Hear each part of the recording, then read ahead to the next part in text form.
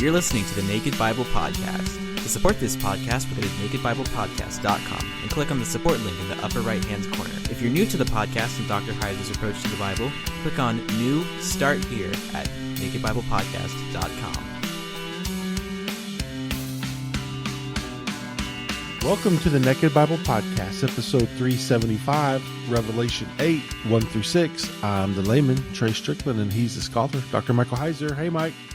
How you doing? Well, not too bad.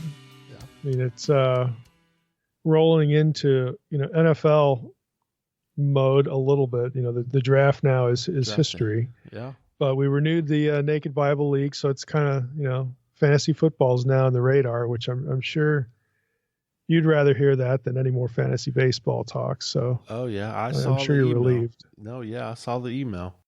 I was excited. Yeah. Well, if my team this year can stay out of the hospital, hopefully we'll be more competitive. But it's still a long way to go yet. Yeah, no, absolutely. Anything else in the world going on, Mike? Really nothing going on here.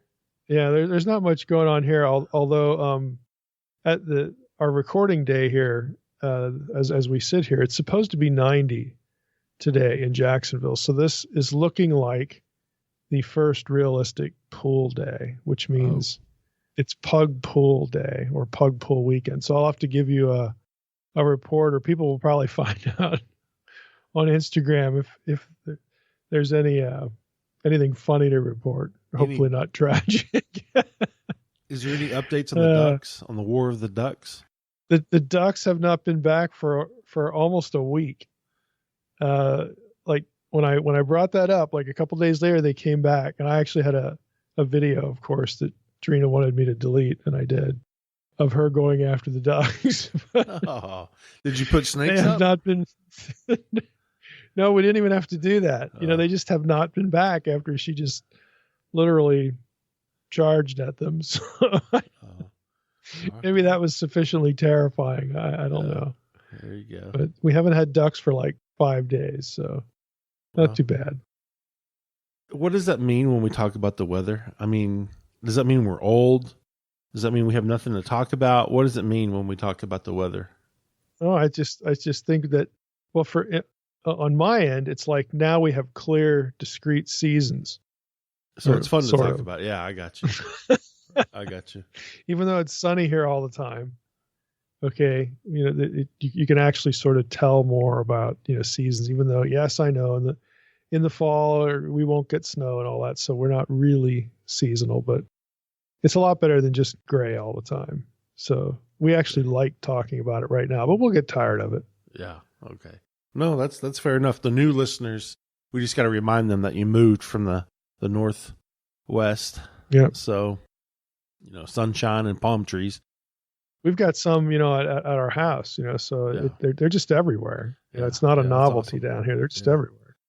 All right, Mike. Well, Revelation, we're doing the first 6 verses of Revelation 8. Yeah, we can transition from talking about a little bit of paradise down here in Florida to the plagues of the apocalypse. Exactly. That's because that's what we get, in Revelation 8. So, this chapter is the beginning of the vision of the 6 trumpets. All right. And the sequence of those is kicked off in the first verse of Revelation 8:1, which is where the Lamb, of course, who we know, identified with that as Jesus, according to Revelation 5 and 6 and so on. It's kicked off by the Lamb's opening of the 7th and final seal on the scroll. So, for those who are familiar with Revelation, or at least vaguely familiar, you get this divine council scene in Revelation 4 and 5 that we spent a couple weeks talking about. And in the hand of God, who is seated on the throne, is this scroll. The scroll has 7 seals on it. And we're actually going to return to the issue of the scroll isn't really opened until all of the seals are broken, because just think about it. Think about the real life equivalent or side of the metaphor. I mean, if you might have 7 seals on the thing, but if 6 of them are off and the 7th is still there, you're still not able to open the scroll. That might actually be a factor interpretively here in the sequence beginning. But once that last seal is broken, now we get 6 trumpets, and these are going to be judgments. Okay, at least that spill on into chapter 9. You're going to get a 7th later on, but again, for sort of a discrete unit, 8 and 9 sort of go together. They operate in tandem. So in the space of those 2 chapters, we're going to get these 6, trumpets, these judgments. And so we might as well just jump right in. I'm going to read the first 6 verses because that's really what we're going to cover today. And then next time we're going to hit the trumpet judgments themselves, because they have at least the first 4 of them have a very obvious overlap with the plagues, right, back in the Exodus story. So those 6, are going to be covered in the next episode. And so this is going to be sort of set up for that. But anybody who looks at the chapter is going to know that, boy, this sounds very obviously like the plagues on Egypt at the Exodus. And we'll get to that. And that's important because, again, we're focused on the use of the Old Testament when it comes to the content of Revelation. So let's just read the first 6 verses. Again, that's what we'll hit today.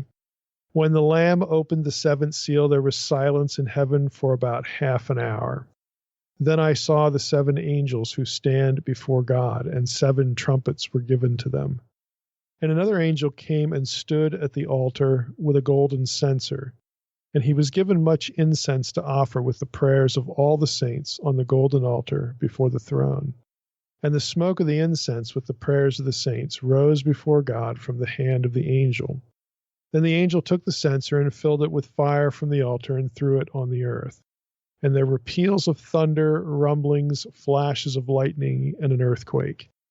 Now the 7 angels who had the 7 trumpets prepared to blow them. That's the end of the 6th verse, and of course then that starts off the sequence. So the first thing we hit here is kind of obvious. There was silence in heaven.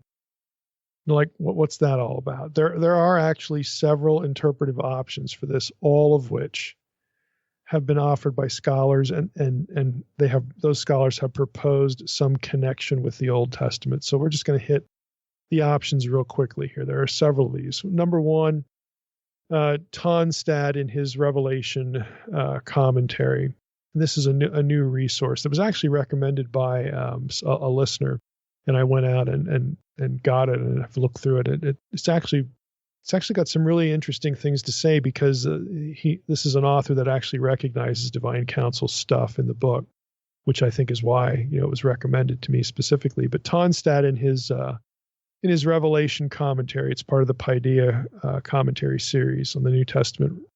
Tonstad offers a couple of interpretations. The first one that he jumps into is that the silence is the silencing of prayers. And in this category, he writes in his commentary about R.H. Charles, suggested this. And Charles, the quote from Charles's old Revelation commentary, and that name might be familiar to those who are into the Book of Enoch. It's the same guy, R.H. Charles. He spent a lot of time in the Book of Revelation. It's apocalyptic literature, and the Book of Enoch, which is also apocalyptic literature. But Charles wrote, "The praises of the highest order of angels are hushed, that the prayers of all the suffering saints on earth may be heard before the throne," unquote. So again, this is just one option. And Tonstad, again, goes through a few of these, and this is where I just decided to start. In this scenario, there's an enforced silence in heaven so that the prayers of the people suffering on earth don't get drowned out. Well, I mean, the text doesn't actually say that, but there you go. Charles proposed this view in 1920. Again, you can find this sort of thing in apocalyptic literature. Certainly you find, prayers both in terms of what's being done in heaven and on earth. In the book of Revelation, you find that. And again, this is just the way he takes the silence. So it's the silencing of prayers because, what else could there be going on that needs silencing? And so he opts for this, the prayers that have been mentioned up to this point. Plus, he's going to associate it with the incense language, because, again, that was language used in the Old Testament to symbolize the ascent of prayers to heaven, the burning of the incense and so on and so forth. So it's not like a far-fetched view or just a stab in the dark. It's just one of several, and that's where Charles was at, and so Tonstad mentions it. But Tonstad actually prefers a different option, which, again, I don't know how the audience is going to think about this. Again, we're just going through the options. This probably really wouldn't occur to anybody. And I have to be honest with you, I don't think this is that persuasive compared to some of the other options. But his own view, Tonstad's own view, number 2, this is our second option, is that the silence is really about the Lamb. That might sound a little weird, but here's how he puts it. He says, silence is the most striking feature of the Old Testament scene that has the greatest bearing on how best to understand the silence here in Revelation 8:1. And then he quotes Isaiah 52, 14 and 15. And this is, I would assume this is his own translation. So those verses say, just as there were many who were astonished at him, this is the suffering servant, this is Isaiah 52 at the end, going on into Isaiah 53. Just as there were many who were astonished at him, so marred was his appearance beyond human semblance and his form beyond that of mortals. So he shall startle many nations. Kings shall shut their mouths because of him. For that which had not been told them they shall see, and that which they had not heard they shall contemplate. So he says, his argument is basically, look, Isaiah 52, these 2 verses, depict a silencing, the silence of shock and awe in the face of an unexpected discovery. Of course, in this case, it's the identity of the suffering servant. So again, what's the cause of the silence back in Isaiah 52? They were astonished at him. And of course, this is the identity of the messianic servant who everybody thought was, beaten and defeated and so on and so forth. Well, it turns out, no, not at all.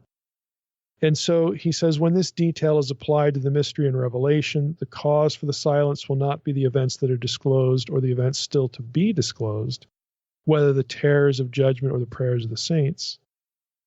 He says, in fact, the silence is going to be due to the Lamb in the middle of the throne. When people, when the people in the scene, or at least those who are causing the suffering, are awakened to the fact that the Lamb that was slain is now the holder of power, the Lamb in the midst of the throne.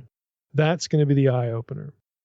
He says, when human and cosmic reality is held up to what he is and what he reveals God to be, they are going to be at a loss for words. So again, this is his interpretation. I don't know that there's any real specific, other than the feature of shutting the mouth. There's really no textual connection between Revelation 8 back to Isaiah 52. But again, a lot of these are going to be they're going to be of like nature. There's going to be some loose sort of association. But again, just going through the options, this is where Tonstad lands and the one he prefers.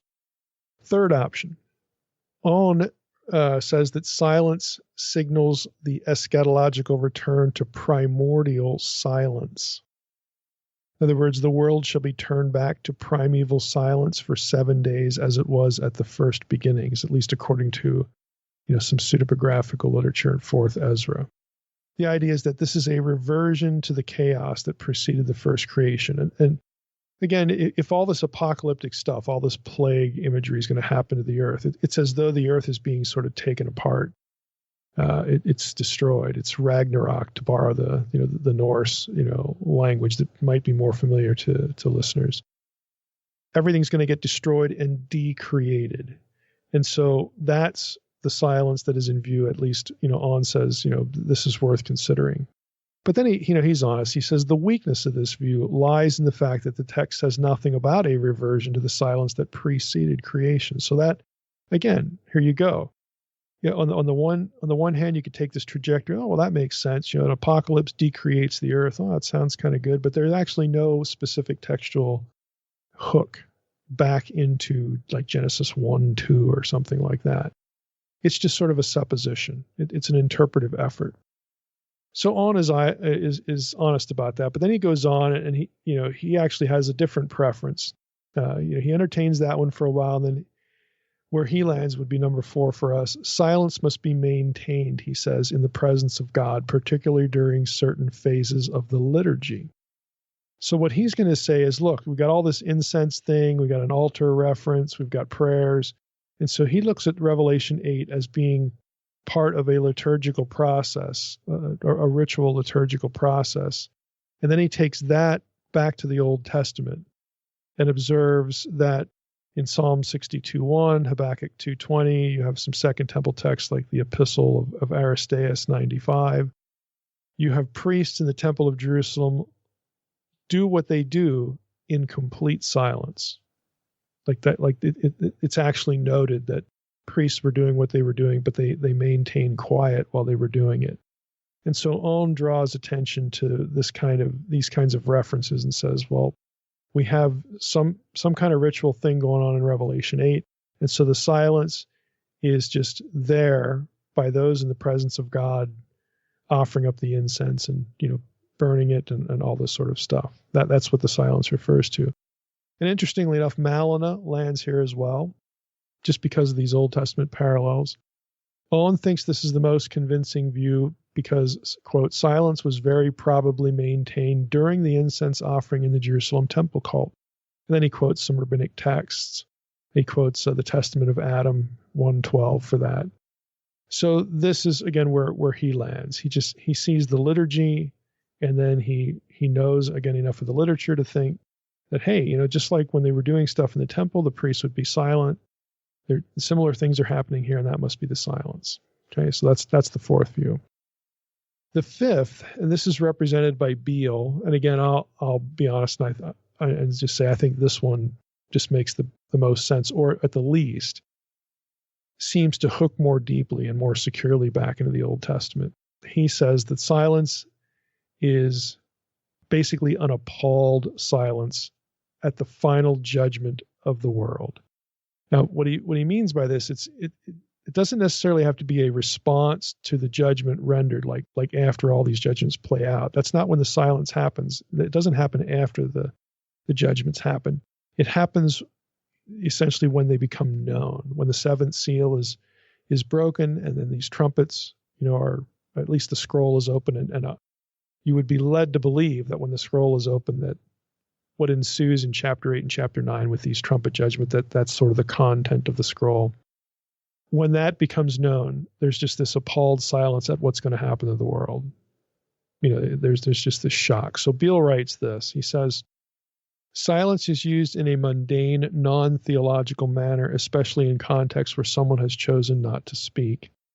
But the Old Testament also associates silence with divine judgment. Idolaters who die abide in silence, Psalm 115:17. Those who persecute God's people are judged by God and consequently sit in silence in Sheol, Psalm 31:17. There will be a primeval silence at the end of history. So Beale actually loops in the primeval idea here.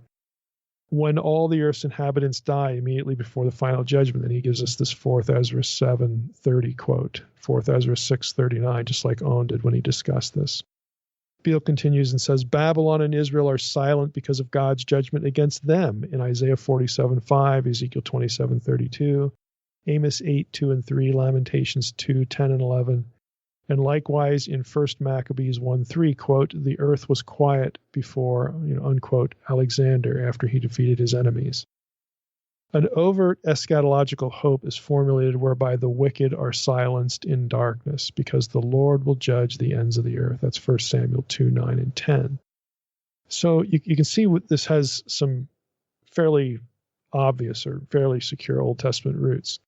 But Beale goes on and says, especially relevant are Habakkuk 2:20 and Zechariah 2:13, in which the Lord is pictured as being in his holy temple in heaven, and that's where he's at in the Revelation scene, from which he executes judgment on the ungodly, that is, on Babylon. In Habakkuk 2 and Zechariah 2, the context is Babylon. Of course, Babylon is going to become a factor later in the book of Revelation as the enemy. And so Beale is like, look, the setting's the same. The name Babylon is used, for the one upon whom God is going to take judgment, and so on and so forth. So he sees sort of a clear path back to these two passages. And he continues and says that this temple is in heaven is to be assumed from other Old Testament texts, for example, Ezekiel 1 and Jewish apocalyptic texts, and is in fact evident from Habakkuk 3:3 through 6 and Zechariah 2:13 all the way to chapter 3, verse 2. The response or anticipated response to the judgment in these two texts is that, quote, all the earth and all flesh stand in silent awe.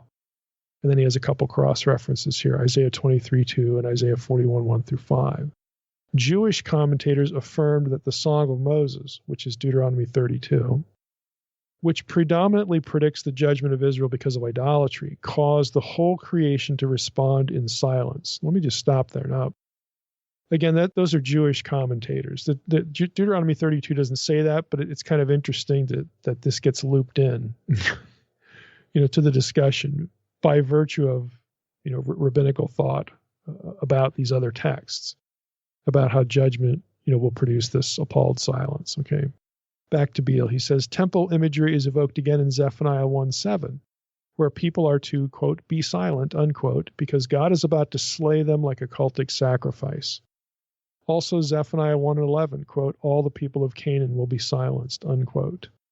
These three announcements of judgment from the minor prophets are perceived by their writers as cosmic eschatological expectations, as implied by the pregnant word all. And then again, he has some other cross references. So Beale winds up and says, the silence in Revelation 8:1 is probably drawn from this Old Testament background. This means that it cannot be taken as emptiness, but it represents judgment or, impending judgment. That's the end of Beale. I think that makes sense. I think he marshals enough evidence to sort of take our minds that way. And when it plays out, it fits. Okay, I think it just does more justice to Old Testament context than some of these other views.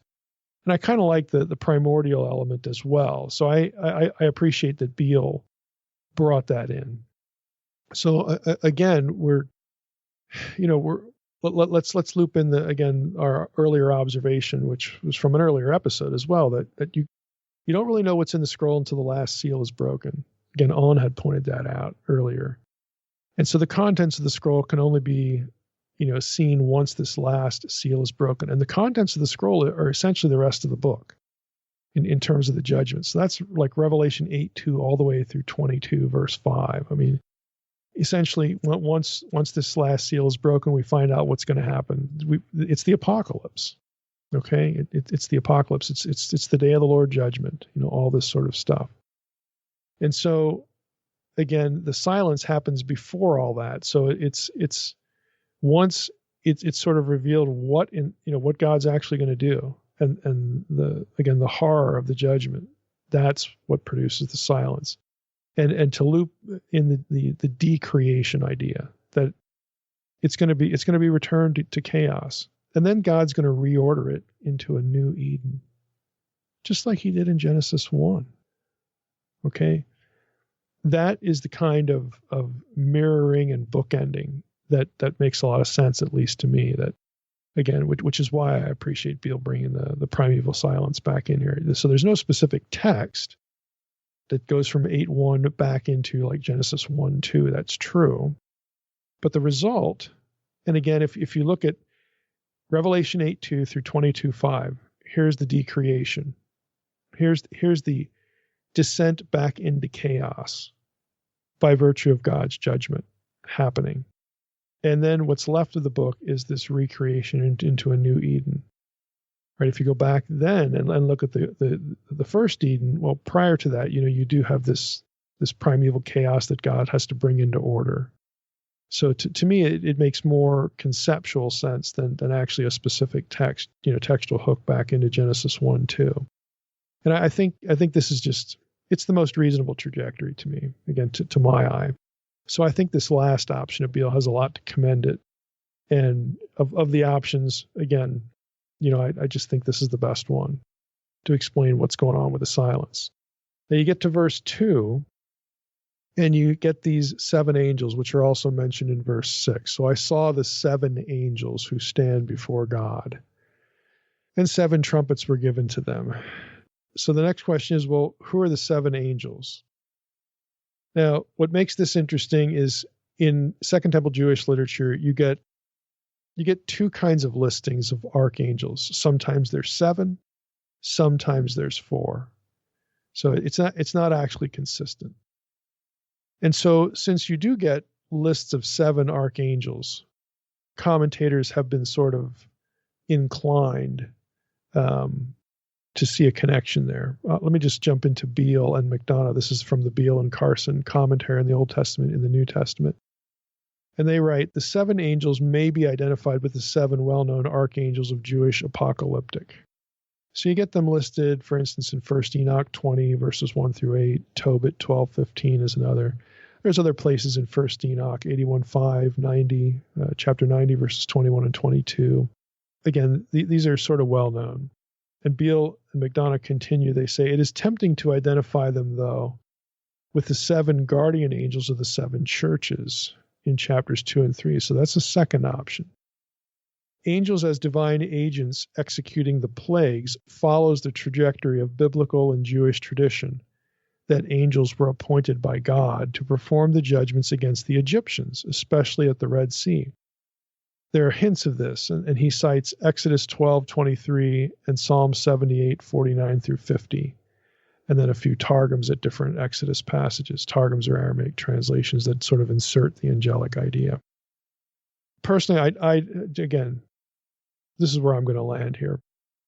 I don't think it makes much sense to align the angels here, the 7 angels that are meting out the judgment, with the guardian angels, the angel patrons of the 7 churches in chapters 2 and 3. Because if you did that, that sort of makes it sound like the churches are somehow in the mix of meting out or dispensing judgment, which is pretty contrary to what's going on in the book. I mean, the church is the one suffering. They're in no position to mete out judgment. I mean, God is, but they're not. So it doesn't really seem coherent, to my ear and my eye. I think the 7, points to the completeness of the judgment, the thoroughness of it. After all, it is the day of the Lord. Like there's not going to be anything left to do, after this is over. It is a total decreation. I think the 7 number helps to communicate that. And I do think there is something to the connection to the Exodus angelic agents being, again, agents of the plagues back in the Exodus story. I think that's the better trajectory in light of what follows, because the first 4 clearly resemble the plagues. Again, we'll hit that in the next episode. But let me just read Psalm 78:49 through 50, just so you get an idea of what that passage is actually saying that Beale references here. In Psalm 78, again, this is sort of a reiteration of the history of Israel. I'm going to go all the way back to verse 42. So we're going to end up in 49 and 50, but here's verse 42, Psalm 78. They, the Israelites, did not remember God's power, or the day when he redeemed them from the foe, when he performed his signs in Egypt and his marvels in the fields of Zoan. He turned their rivers to blood so that they could not drink of their streams. He sent among them swarms of flies which devoured them, and frogs which destroyed them. He gave their crops to the destroying locust, and the fruit of their labor to the locust. He destroyed their vines with hail, and their sycamores with frost. He gave over their cattle to the hail, and their flocks to thunderbolts. Here's verse 49. He let loose on them his burning anger, wrath, indignation, and distress, a company of destroying angels.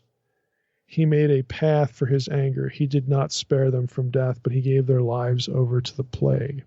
But then in verse 51, it switches back to he, God, struck down every firstborn in Egypt. And I mention this because in my Angels book, which I know some of you will have read, Psalm 78:49 does not say that destroying angels killed the firstborn. So we have a distinction here. The death of the firstborn, again, ironically, specifically, is accomplished by the mashkit, the destroyer. And here in Psalm 78, it's God. And how can they be the same? Because the mashkit, the destroyer, is the angel of the Lord. Again, this is what I discuss in my Angels book. 1 Chronicles 20. Again, there are passages where the angel of the Lord, who is God, in human form. There are passages where the angel of the Lord is a destroyer. He is the one who dispenses judgment, in God's stead. And so you have these passages basically say 2 things. The destroyer is God, and the destroyer is this angel, and so on and so forth. So that's consistent theologically, again, in light of the 2 powers in heaven, the 2 Yahweh figures that I write about, an unseen realm, and of course the book on angels and stuff like that. So we don't want to get that confused, the destroyer, singular, with destroying angels. Those are two different things, but they're related. The angels that are referenced in Psalm 78 are associated with enacting the plagues. So they become agents in some way of the judgment of the plagues. But the death of the firstborn is attributed to Yahweh in as the angel. So again, I think Beale is picking the correct trajectory here, that the destroying angels here in the book of Revelation, especially since when you actually get into the trumpet judgments, mimic, at least the first four of them, mimic the plagues on Egypt. Okay, this is probably the best trajectory, to go back to what happened in Egypt. And in Psalm 78, when it's talking about what happened in Egypt, you have a company of destroying angels. And so we don't necessarily have to identify them as the specific seven archangels. Again, that terminology is not used.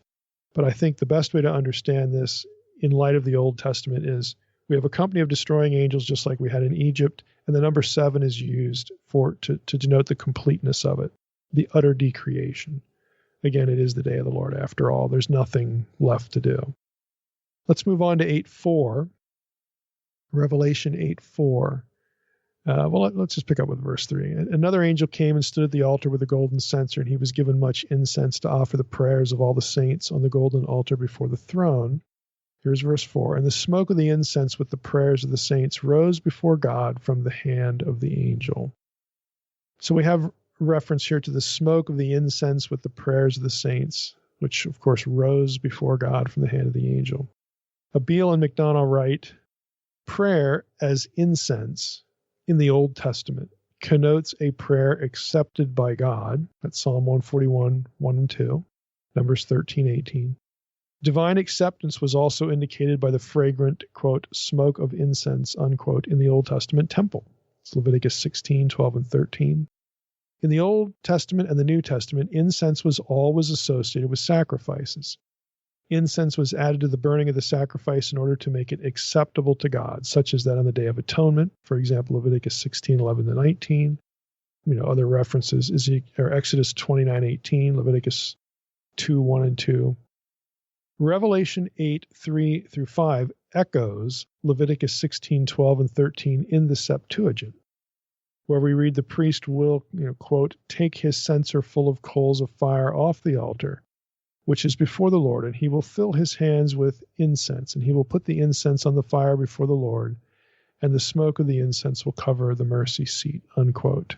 Similarly, Exodus 30, verses 8 through 10, virtually equates incense with burnt offering and meal offering and links it directly with the Day of Atonement. The point here is, Beale and McDonough say, is that the Lord hears the prayers of his priestly people. Remember, who are the priests in the book of Revelation?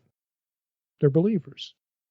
And the believers in the book of Revelation are the ones being martyred, the ones who are suffering. So the point here is that the Lord hears the prayers of his priestly people, just like using the Leviticus imagery for the Day of Atonement, connects those prayers with the prayers of these Old Testament figures which God accepted. And back to Beale and McDonough. And the Lord answers with devastating judgment. Consequently, the Leviticus and Exodus portrayals serve as analogical precursors for Revelation 8:4. That's the end of their quote. But since the specific referent is the Day of Atonement, again, that's going to matter as well, because just think about the imagery. Think about the imagery, that we've just talked about. Hey, we've got, after Revelation 8, verse 2, really the rest of the book to Revelation 22:5 is the content of the scroll. It's all this apocalyptic judgment stuff. So the world is going to be decreated, and then it's going to be recreated again into a new Eden, just like what happened in Genesis. There's a chaotic beginning, chaos. God brings order to the chaos. He produces a habitable world for humanity, and we get the garden in Eden. So we have this same process going on. And what is the Day of Atonement for? If you think back to the Leviticus series, I used this analogy, which should be familiar to everyone. It's hitting the reset button. And if you remember the sacrifice that occurs the Day of Atonement, Aaron kills a bull because that's going to purge him of defilement, because he's going to have to enter into sacred space. And on this day, he even enters the Holy of Holies to sprinkle blood, on the mercy seat, because the two goats that are taken, the one that's sacrificed is never sprinkled upon Israelites or the people corporately. That blood is sprinkled upon the tabernacle, the objects, these holy objects, including the mercy seat.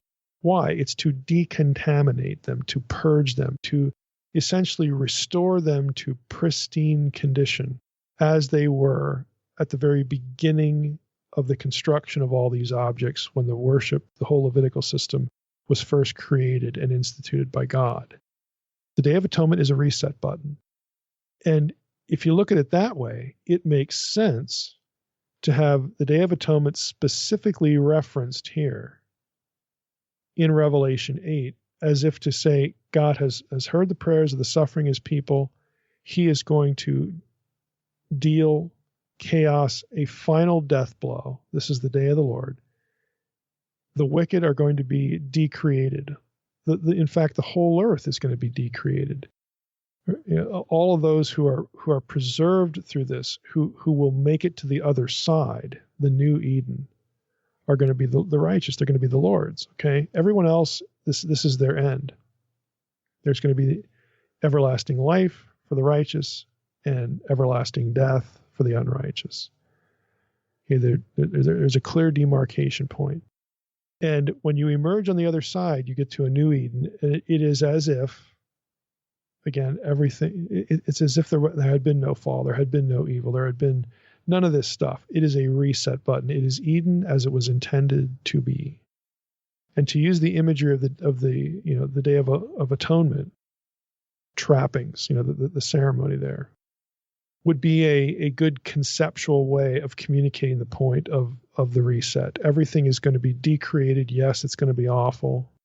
It's so horrifying that there's silence in heaven. But on the other side, everything is going to be restored and renewed to what God originally wanted it to be. And so these hooks back into these Old Testament themes, and in some cases, specific passages, whether it's Exodus or Leviticus or whatever, are important for communicating ideas. Even the company of destroying angels, that takes people's minds back to the plagues in Egypt, which were a precursor to what? To deliverance of the people of God. Taking them to, it was the initial stage of arriving at and in the promised land. Okay. So all these themes are important, again, to sort of cast what's going to happen in imagery associated with the judgment of the gods of Egypt. Okay, that was the major force of chaos in the life of God's people. It was Egypt, because God's people were living where? In Egypt. Okay, the descendants of Abraham are in Egypt, and so chaos and the gods that create it, that help create it, is destroyed. They're dealt with. They are judged. And then God's people are delivered. Again, so that's one set of images. The other set of images is the Day of Atonement, the reset button. Okay, all these things are important to sort of help communicate ideas about what's being revealed in the book. So that brings us to 8:5, and this will be the last verse I comment on for this episode. We have, "Then the angel took the censer and filled it with fire from the altar and threw it on the earth, and there were peals of thunder, rumblings, flashes of lightning, and an earthquake." Now that language ought to be familiar. Beale and McDonough again write, "This is the last judgment. The fire results in thunders and sounds and lightnings and quakings," which is an almost identical expression for a description of consummate judgment later in the book, in Revelation 11:19 and Revelation 16:18. The fourfold metaphorical chain of cosmic disturbance has a precedent in the Old Testament where it also refers to divine judgment. And look at the passages: Exodus 19:16 and 18. Psalm 77:17 and 18, Isaiah 29:6. Okay, Exodus 19 ought to be ringing bells with Sinai. I mean, we've seen this language before in association with the presence of God, God showing up at Sinai. Beale and McDonough continue, "Since the formulaic phrase concludes the series of trumpets and bowls by referring to the last judgment, the same formula here likewise must conclude the series of seals." What that means is, let me just stop there. Those later references in Revelation 11:19, 16:18, you're going to see the same language wrap up the series of trumpets and the series of bowls. It's going to sound the same way. So what Beale and McDonough are saying, it's here because it concludes the series of seals. So when the seals are done, you get this thunder, lightning, quaking, language. When the next series is done, you're going to see it again. When the third series is done, you're going to see it again. So back to Beale and McDonough. The Sinai theophany of Exodus 19:16-18 is partly in mind in 8:5, since it was part of the illusion, if not the primary one, earlier in Revelation 4:5, which we've talked about quite a bit in those episodes. The virtually identical phrases in Revelation 4:5, 8:5, 11:19, 16:18 to 21 are all Sinai allusions. And so, again, Beale and McDonough comment, the portrayal of Revelation 8:3-5 is also modeled to a great extent on that passage and also looping in Ezekiel 10:1-7. Ezekiel 10:1-7 is important because there we get an angelic figure standing in the heavenly temple and is told, "Fill your hands with coals of fire from between the cherubim," presumably from the altar, "and scatter them over the city Jerusalem." This comes immediately after the narrative of Ezekiel 9, in which the angels were commanded to slay all the unfaithful in Jerusalem, upon whose foreheads God's angel did not place a protective mark. And we've been through some of that before when we talked about Revelation 4, so we're not going to rehearse that here. But again, you get the same feel. You've got Day of the Lord imagery. You've got it married to Sinai imagery because this is a way to communicate the presence of God, the wrath of God, God being, the agent, behind all this. It's God seated on his throne. In Sinai, it's on the mountain. Okay. Here, it's the heavenly temple. It's the heavenly abode. Back at Sinai, it was this earthly abode on this particular mountain. Okay. So this is, John, again, it wants to communicate all of these ideas. The deliverance of his people, okay, preceded by the judgment, of the gods of Egypt, the judgment of chaos, and so on and so forth. The deliverance of his people, they're coming to, again, a place.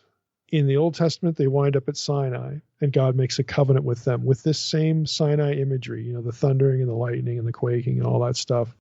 But God is not their enemy. God is the one who loves them and enters into a covenant with them. I mean, the people are scared because, we've covered this in the Book of Exodus series as well, but they actually enter into a covenant there. And here, by looping this in, it's like, okay, God's remembering his covenant. He has heard the prayers of his people. He's going to do it all over again. He's going to judge, the agents of chaos, whether they're human or supernatural. He's going to decreate everything, but he's also going to recreate it. He will remember his covenant. He will remember those who are his, and they will emerge once the reset button is hit on the other side in the new Eden. Again, this is really Revelation 8, 1-5, 1-6, kind of sets up not only the decreation stuff from, this point on to early in Revelation 22, but it also sort of sets up what follows, that when you get the vision of the new Jerusalem, the new Eden, the global Eden, all this, the new earth. It sets up all this stuff thematically. And so this is a good place, again, to stop, because next time we'll take a specific look at the plagues and their similarities to what's going on in Egypt. And then, again, there are a couple of these judgments, the trumpet judgments. Again, the first four of these, essentially the plagues of Egypt all over again. But there are others that are different, again, that take us into more, if I can dare say it, more supernatural territory. So what you get is the first four trumpets are going to be modeled on the Exodus plagues against Egypt. In essence, they're a reenactment. It's what was done to Egypt all over again. Plus, that helps us see sort of a new Exodus deliverance for the people of God. They're the ones that are going to survive on the other side. The righteous are vindicated at the day of the Lord. But chapter 9's fifth trumpet, believe it or not, is oriented by the fall of Hillel ben Shachar. Okay, the shining one, the Lucifer figure, okay, if you will. There are connections to that one in the fifth trumpet. and also the judgment of the watchers in the abyss. That happens in Revelation 9 too, in conjunction with these judgments. There's a lot of demonic imagery in the last two. Let's just put it that way. A lot of supernatural cosmic powers of darkness imagery in the last two. So that's what we're going to hit next time. We'll go through all 6 of them that occur in these 2 chapters. And again, hopefully by listening to this introductory part, you can kind of see where things are going to go and the logic of what parts of the Old Testament are sort of brought into play to help us sort of understand what's going to follow and really help the reader understand, what's going to emerge on the other side of basically the world being annihilated. I mean, because that's what the apocalypse is. That's what the day of the Lord is. So it sort of sets up what God is doing. It's not random destruction. The apocalypse itself, the decreation itself, has a goal. Okay, things are going to get reset, and again, that's what's going to play out in the rest of the book. All right, Mike. Looking forward to part 2, if you will. I guess 8 and 9, the trumpets. Can you imagine if the trumpets were actually like a saxophone? Does that make it scarier or? Gosh, that doesn't really strike me as a scary instrument. Yeah. Unless I was playing it, then it would. I should have saved that joke for next week. But horrific. Maybe I'll bring it back. Well, since I played the saxophone, that's why I bring it up. Okay. So, but, all right, Mike. Good stuff. Looking forward to it next week. And with that, I want to thank everybody for listening to the Naked Bible Podcast. God bless. Thanks for listening to the Naked Bible Podcast. To support this podcast, visit www.nakedbibleblog.com. To learn more about Dr. Heiser's other websites and blogs, go to www.drmsh.com.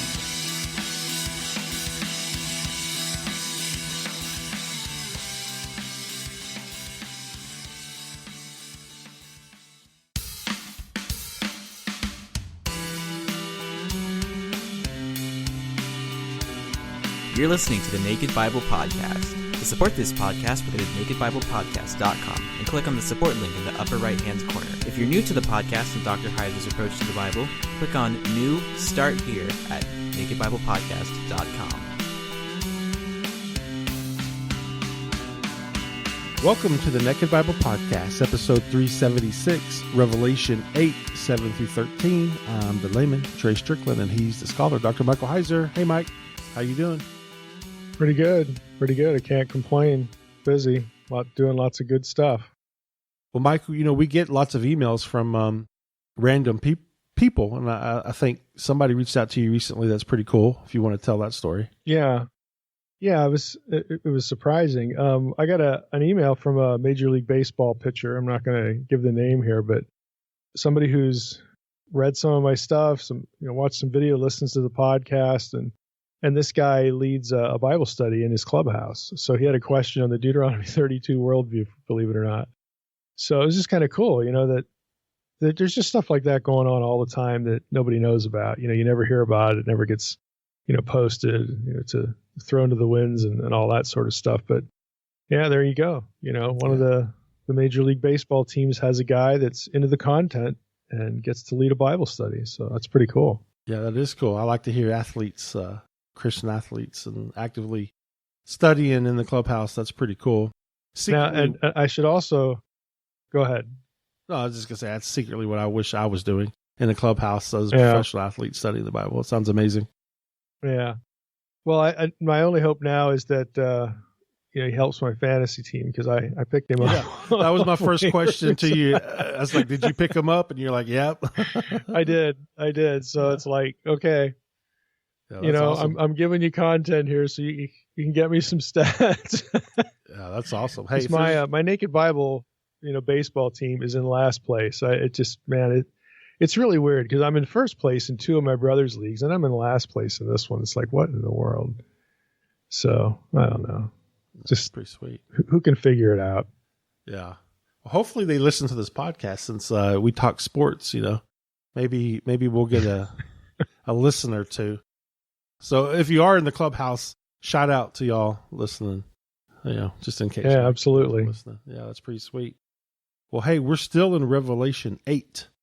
And people might have noticed, by virtue of the title, that we are not going to get into chapter 9 today.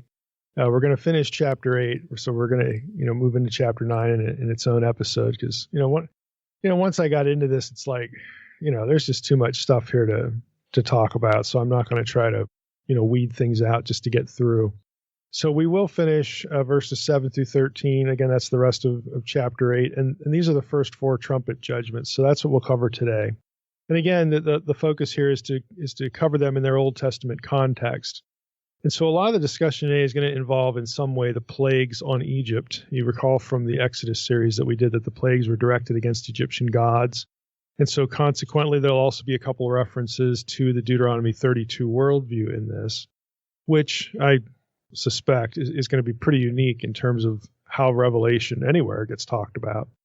So we're going to go through the 4 trumpets, and again, just with an eye toward what is John, what are the visions, that he sees, what are they hooking into as far as, Old Testament imagery, and what might that mean, what might that suggest? So the first trumpet is Revelation 8:7. I'm just going to take these as we go through and just read the passage. Again, I'm reading ESV. The first angel blew his trumpet, and there followed hail and fire mixed with blood, and these were thrown upon the earth.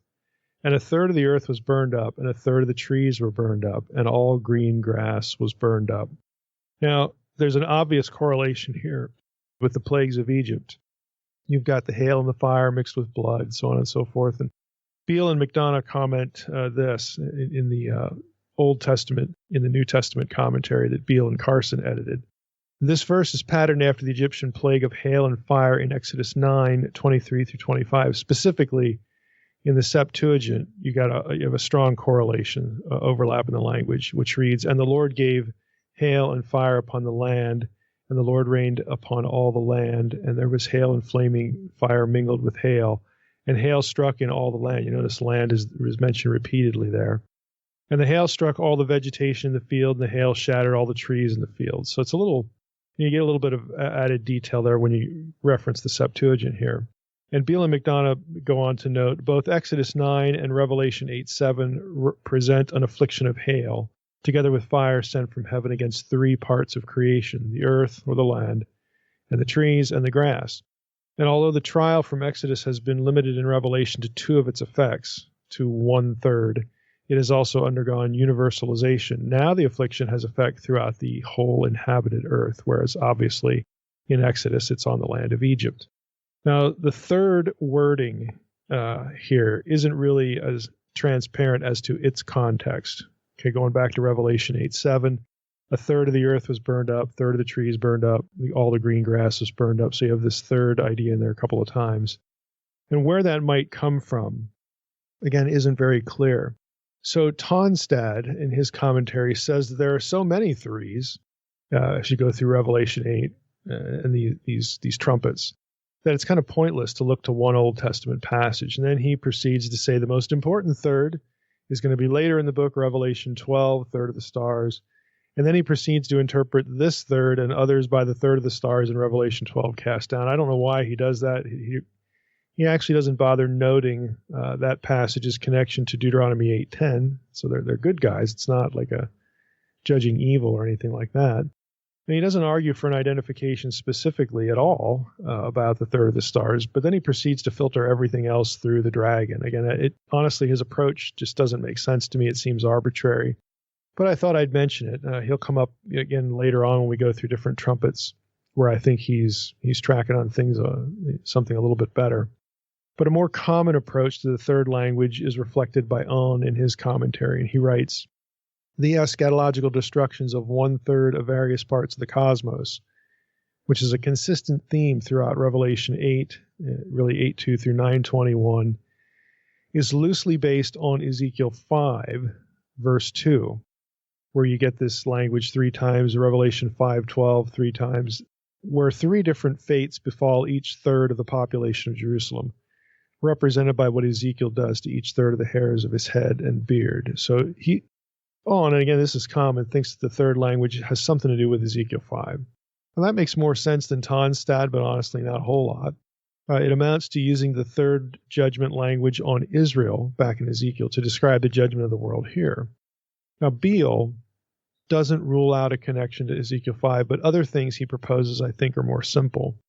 He says in one place, and this is his commentary, in both Exodus 9 and Revelation 8:7, hail and fire are sent from God against three parts of creation: earth or land, you can translate it either way, trees and grass. Revelation modifies the Exodus plague in that now only a third of the land and the trees are harmed, yet the affliction of all the grass remains unchanged. That would be similar to what goes on in Egypt. He continues, though the limitation to 1/3 may be carried over from the previous clauses, as is more clearly the case in Revelation 8:11b. Although in one sense the trial has been thus limited in its effects, it has also been universalized again in that now it has effect through the whole inhabited earth. And so then he goes on to offer another possibility, that, again, drawn from the Old Testament, not Ezekiel 5. He writes, Revelation 8:7 might also evoke Zechariah 13:8 and 9. And I'm going to just read that so that listeners can get a feel for that. Zechariah 13:8 and 9. In the whole land, declares the Lord, 2/3 shall be cut off and perish, and 1/3 shall be left alive. And I will put this third into the fire and refine them as one refines silver and test them as gold is tested. So if we actually go back in Zechariah 13, again, this is a judgment. Okay, it's a judgment on really what's going on, in terms of Zechariah's timing. I mean, this is either exile or post-exilic, and it's really talking about day of the Lord. And so you have a judgment, but then you also have a third that's spared. So if that's the case, Beale writes, this is at the end time, there's a fiery judgment that will affect thirds in Israel. 2 parts will be cut off and perish, and a third will be left in it. And I will bring the third through the fire. Beale says both the righteous and godly suffer the same trial, but the trial positively refines the righteous, but only punishes the ungodly. So that might have a little bit more, to do with things. It might fit, again, the context of Revelation 8 and 9 and going on through the book about the righteous and the unrighteous, again, are affected by these plagues, these trials, but the righteous aren't going to be the ones that are destroyed, that kind of thing. So they're refined through the process, or they will be brought through it in some way. So that feels to me like a bit of a better fit. There's another factor, though, and that's a structural one. That's going to become a little more relevant when we get to Revelation 9. I may mention it again, but I'm just going to throw this out because it's kind of interesting. Steve Moyes, again, in his book on Old Testament Revelation, observes how the trumpet judgments in Revelation 8 and 9, and even some material in chapter 10, follows the themes of Joel and Amos, like consecutively.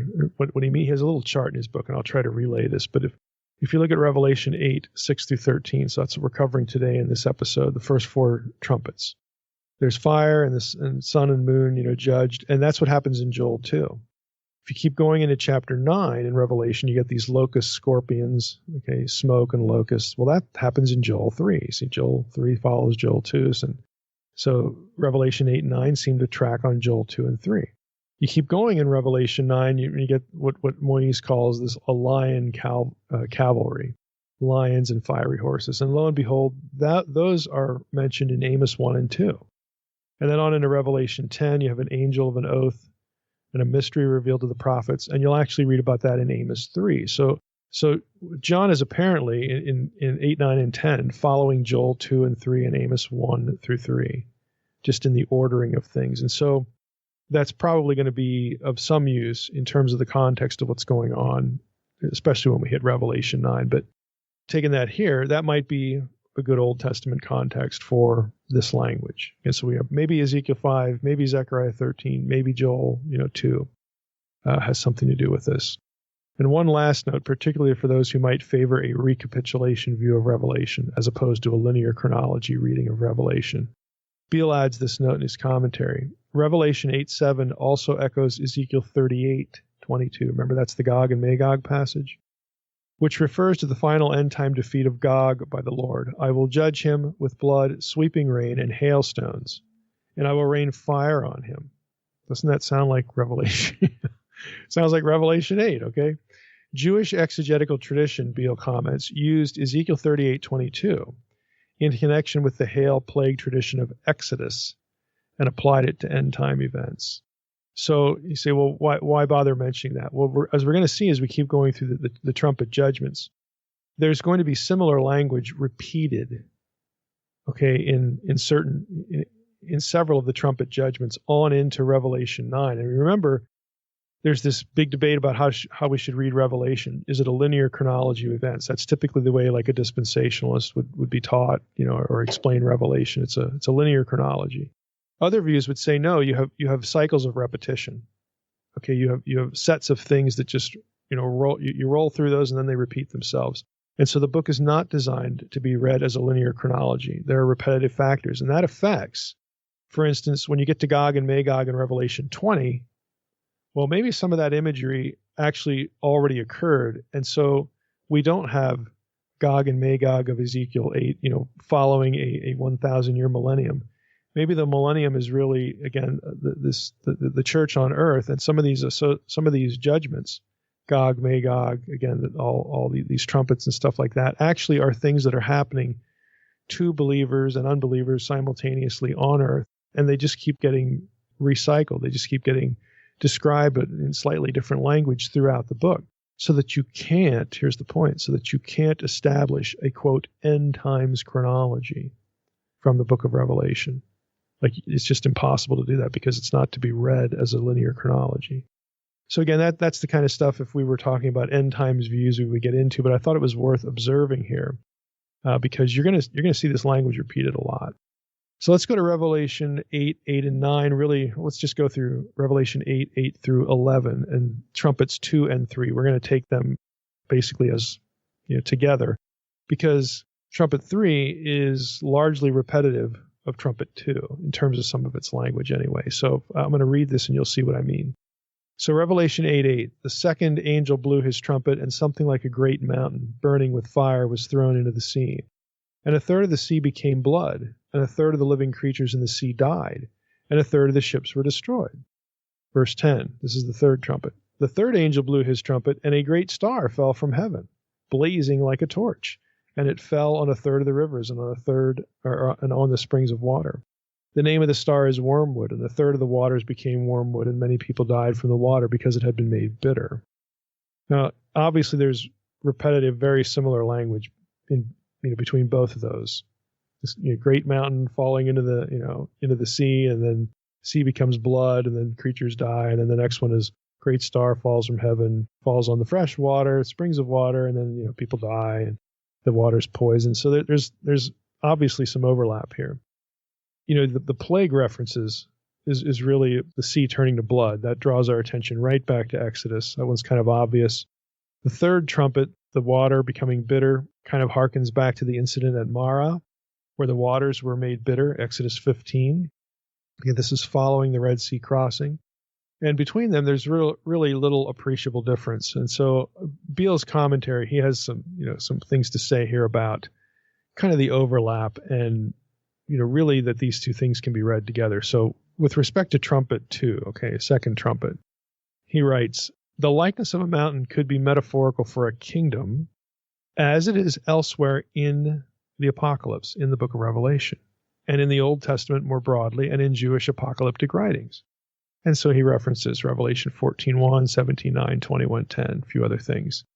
Fire in the Apocalypse and elsewhere is an image of judgment. Consequently, the burning mountain connotes the judgment of an evil kingdom. This meaning is supported by 18:21, where, quote, one strong angel took up a stone like a great millstone and threw it into the sea, unquote. The angel immediately interprets the symbolism of his own action. Thus will Babylon, the great city, be thrown down with violence and will not be found any longer, unquote. Revelation 18:20 also interprets this to mean God has pronounced judgment for you on your behalf, the saints, against her, against Babylon. So let me just stop there. What Beale's saying is this throwing this big stone or this quote-unquote mountain into the sea, he says there are passages where there are similar language to that, both within the book and outside the book, where this mountain thing is actually a kingdom. And he draws attention to Revelation 18, where it's Babylon. I mean, you could also go back to Daniel, and you have the stone made without hands. That's actually the kingdom of God. I mean, Again, there are other references like this that take let's just say it this way, cosmic mountain imagery, and relate it to either God's kingdom or the kingdom under some other deity. All right. So he just wants to make his readers aware that sometimes this language gets used of actual kingdoms. So back to Beale, he says, Jeremiah 51:25 refers to Babylon's judgment this way. This one's very clear. I am against you, O destroying mountain. Okay. I mean, Babylon's called a mountain there. And I will make you a burned out mountain. Again, the language is pretty explicit there. Let's see. He says, note likewise 1 Enoch 18:13 and 21:3, in which the preliminary judgment of the fallen angels is spoken of as, quote, stars like great burning mountains. Again, that language is used of fallen supernatural beings. Okay. That this judgment is alluded to in Revelation 8:8, Beale writes, is apparent from the repeated allusion to it in the seventh trumpet. See note on 11:18b. Okay, we'll get to the seventh trumpet later because it's in a later chapter. And also from Jeremiah 51:27, blow a trumpet among the nations, quote unquote, which is a signal to gather armies against Jerusalem. Later in the same oracle of judgment, Jeremiah speaks of a scroll of woe written against Babylon tied to a stone. Here we go again with this big stone imagery of Babylon, and thrown into a river. Jeremiah interprets this symbolic action by saying, so shall Babylon sink down and not rise again. And so Beale says, here we have the basis of Revelation 18:21, which we just read. So he says, therefore, the picture of Revelation 8:8 did not originate from an attempt to depict a literal volcanic eruption or some other natural phenomenon occurring in the first century or predicted for later.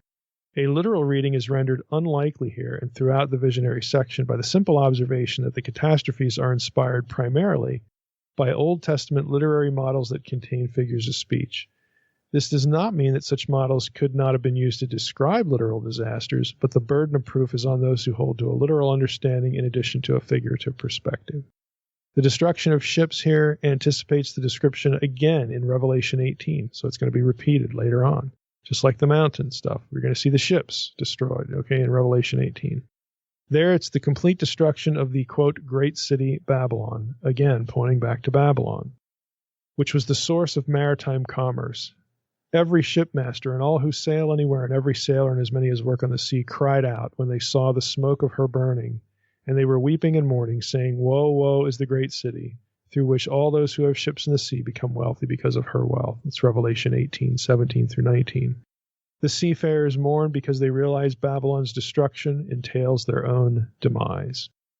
There may be in 8:9 an implicit idea of the shortage of water, since that was a major effect of the Nile turning into blood back in Exodus 7, which would intensify the picture of maritime disaster here. But the aspect of the Exodus background is expressed explicitly only with the third trumpet. The judgment of the great city, the great mountain, Babylon the Great, results in famine, which affects part of the entire world, here the sea, and the sea is figurative for unbelieving peoples later in Revelation 17:1 and 15. But that may not be the case here, because 8:9 continues with a description of what was in the sea. On the other hand, in the light of the influence of Jeremiah 51, it is probably no coincidence, that Jeremiah 28 in LXX describes Babylon's demise with the metaphorical picture of a sea that has come up upon Babylon and she is covered. Now, again, Beale goes on for quite a bit, demonstrating, again, that the language, here's his point, the language in Revelation 8, you're going to find repeated in Revelation 18 and some in 17. And if you trace that back to the Old Testament, in all these places, it leads to one destination, that is Babylon. This is about the destruction of the world system, i.e. Babylon, that is hostile to God and his people. That's what the trumpets are about. And he's saying, look, if you're going to take the Old Testament imagery seriously, you're not going to be postulating, an asteroid impact, or something like that, for wormwood, that this is what's commonly out there in the internet. That either this refers to a volcanic eruption in the first century, or we're going to get hit with an asteroid later, or something like that. He's saying, look, we have all this Old Testament imagery here used in this chapter and then repeated, where this language is repeated in chapter 18. Again, we have references that clearly go back to Babylon in the imagery. And that makes sense if we're reading the book of Revelation, because these are the trumpet judgments. They're judgments against the people who have been persecuting God's people. I mean, how much more obvious could it be? And Babylon itself is going to be mentioned in the book of Revelation as the entity or city or, supernatural force, the cosmic Babylon behind this persecution. And so those people, the people of the nations and their gods, are the ones who are subject to these judgments. And that goes all the way back to the Old Testament, where Babylon Babylon is the poster child for anti-Eden in the Old Testament, cosmic evil. And not only that, but where do we get the nations and their gods to begin with? Aha, Genesis 11, Deuteronomy 32, Babylon. Again, it actually coheres really well if we pay attention to the Old Testament imagery. Now, that doesn't necessarily mean we're going to be able to sort of figure out, like, okay, what exactly precisely is being described here. It's not going to answer the question of, should we be preterists now or should we not? Because again, those questions are tied to bigger questions about the date of the book and things like this. And Bill was what he would call an idealistic amillennialist. He's not going to be like in the preterist camp. He doesn't live there. But again, you get the idea. If you ignore, I hate to say it this way, but if you ignore the Old Testament connections and read Revelation simply as a linear chronology, you're not going to get any of this. It's all going to just be invisible to you. Let's go to trumpet 3. Again, we're taking 2 and 3 in tandem, and Beale has a few things to say about third trumpet specifically. Here, Beale actually gets into what we would recognize as Deuteronomy 32 worldview language. And you might ask, well, how? And the answer to that is the language for fallen divine beings, i.e. fallen stars, gets married to judgment of the earth's nations. Just, this is Psalm 82, Deuteronomy 32. So Beale writes, with the third trumpet, the judgment of famine appears to be continued. The misery of foul, undrinkable water implicit in the second trumpet is brought to the fore. Therefore, Exodus 7 still stands in the background. Again, the plagues, as is also evident from the statement here that, quote, rivers and springs of waters, unquote, were affected. And that's the wording drawn from Exodus 7:19. The similarity is enhanced by Psalm 88:44, which paraphrases the Exodus plague by saying that God, quote, changed their rivers, plural, into blood, and their streams, that they should not drink. So Psalm 78:44, let me just break in here, which describes the Exodus plagues, is actually a really, really close parallel to both trumpets 2 and 3. It covers what happens there. Back to Beale. He says, as with the second trumpet, so again here a great fireball is thrown from heaven. This time it is not depicted as a great mountain, but as a, quote, great star burning like a torch, unquote. If this is a continuation of the similar judgment of the first 2 trumpets, then the fire can again be understood as a metaphor of famine. We have observed elsewhere that stars represent angelic beings in Revelation, the Old Testament, and post-biblical Judaism. These angels themselves often corporately represent earthly peoples. Again, that would make sense. And kingdoms, that would make sense. Again, Deuteronomy 32 worldview. And fire symbolizes judgment in the apocalypse and other related literature. The same must be the case here. As in verse 8, we see here the judgment of an angel who is a legal-like representation of sinful people. Again, these are the gods of the nations. This is Deuteronomy 32 worldview thinking. Now, what's interesting here is Beale actually finds this in rabbinic literature. He says the Midrash Rabbah for Exodus 9:9 interprets Exodus 7:16 through 18, that plague on the waters, which is still in the background of Revelation 8:10, as a judgment on heavenly beings. Like, rabbinic Judaism actually saw this. It interprets this plague, the plague on the waters, as a judgment on heavenly beings, just like Revelation's doing. In other words, in that case, it's the Nile deity, who are legal agents, this is Beale's language, who are legal agents representing sinful people, the latter of whom are likewise affected. Isaiah 24:21. This is a passage that should be familiar to those of you familiar with, again, what I write, Deuteronomy 32 worldview, day of the Lord judgment, combined with Deuteronomy 32, thinking. Isaiah 24:21 is adduced in support of Midrashic interpretation. Quote, the Lord will punish the host of heaven on high and the kings of the earth on the earth. So there you get both. Again, Mike isn't making this up. There it is right in the rabbis, where you have Isaiah 24 describing a judgment of not only earthly armies, but those supernatural beings which correspond to the punished nations right there in the same passage. Okay.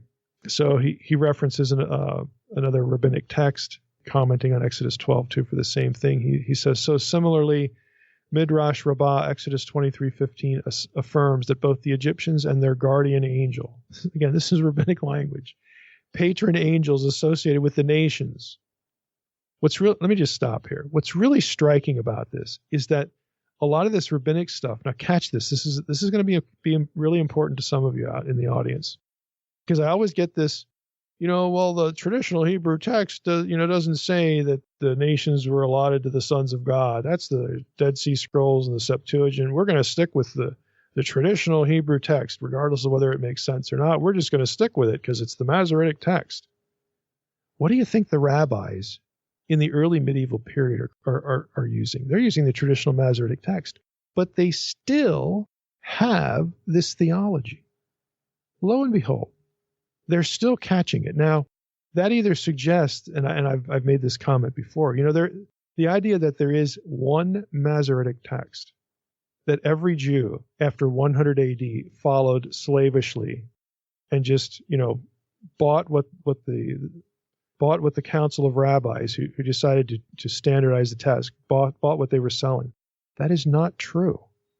Within the Jewish community, there is still a multiplicity of texts, and I'm willing to bet, because the theology comes through real nicely here, in the Jewish community, I'm willing to bet that the Deuteronomy 32:8 reading of Qumran did survive, in the minds at least, of some people, if not the texts. It's still there. The theology is still there one way or the other. Now, I've referenced Abdewitzer before. It was a German scholar who collected all of the citations of the Hebrew Bible in rabbinic writings. It's 7 volumes. It's in German, unfortunately. And if you look at his work, it makes the point that the rabbinic community, the Jewish community, the serious community, the rabbis, okay, that we all like to talk about, the rabbis, they were quoting Hebrew Bible texts that in places do not align with the Masoretic text. They had their own preferences. There are variations. So I'm just saying, here it's no defense. You can try to retreat from the theology all you want, but we can whip out here some rabbinic texts that have the same Deuteronomy 32 worldview in them and say, well, what about that? Check that out. So let's go back to Beale again. He's commenting on Midrash Rabbah, Exodus 23. Affirms that both the Egyptians and their guardian angel were judged at the Red Sea. The Egyptians and their guardian angel. Gosh, where are they getting that? This interpretation is supported by 1 Enoch 18:13.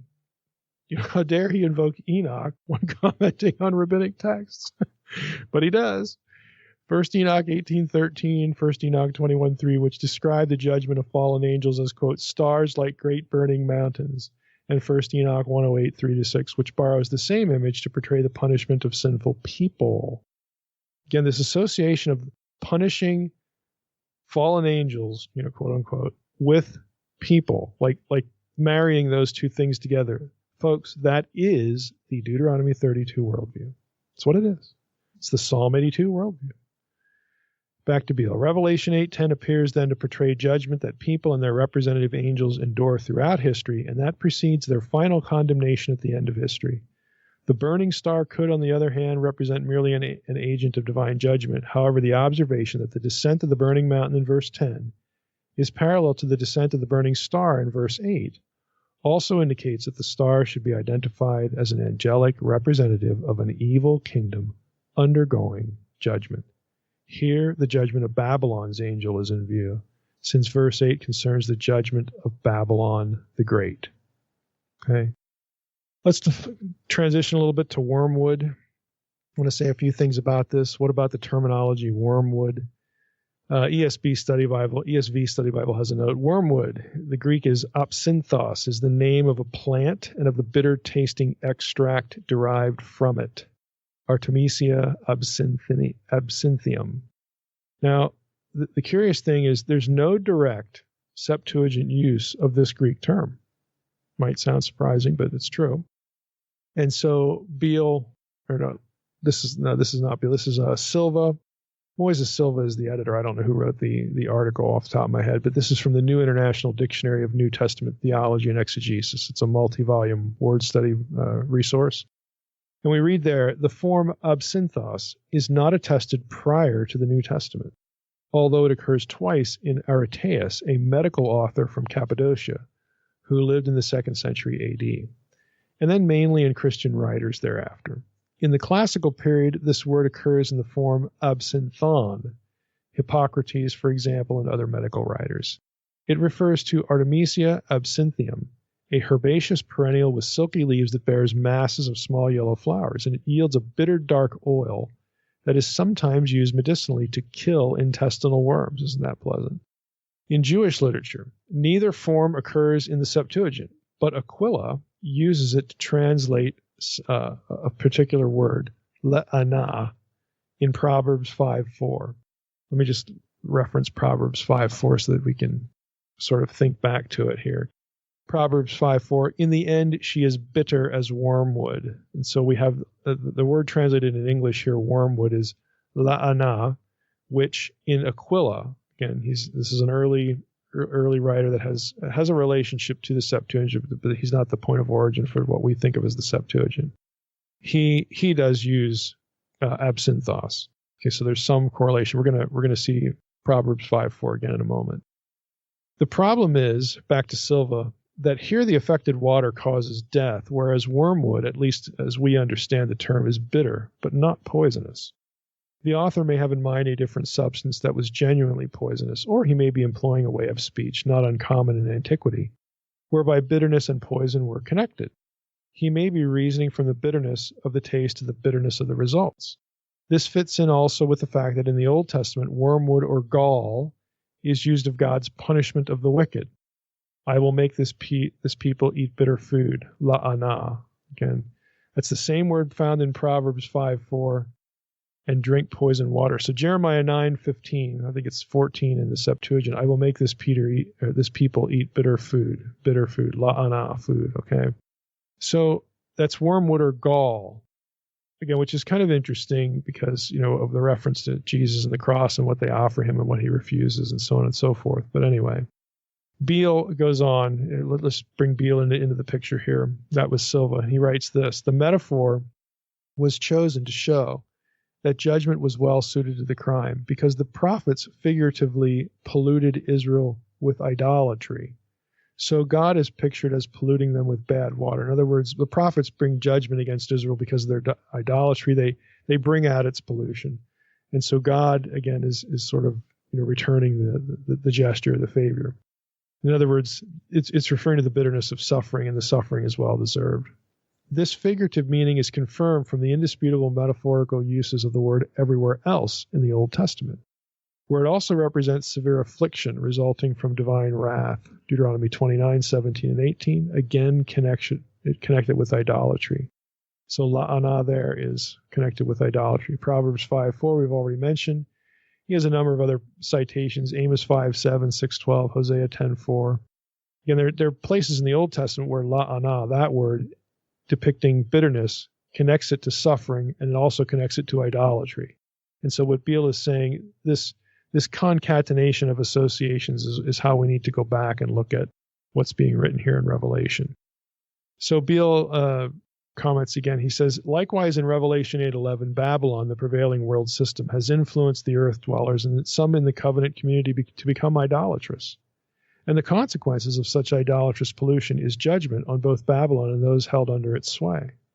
Against this Old Testament background, the third trumpet does not unleash a woe in which water becomes literally poison. Rather, the tone is one of judgment that brings bitter suffering, including death, and not only on the outsiders to the covenant, but also on the purported members of the community of faith that turned to idolatry.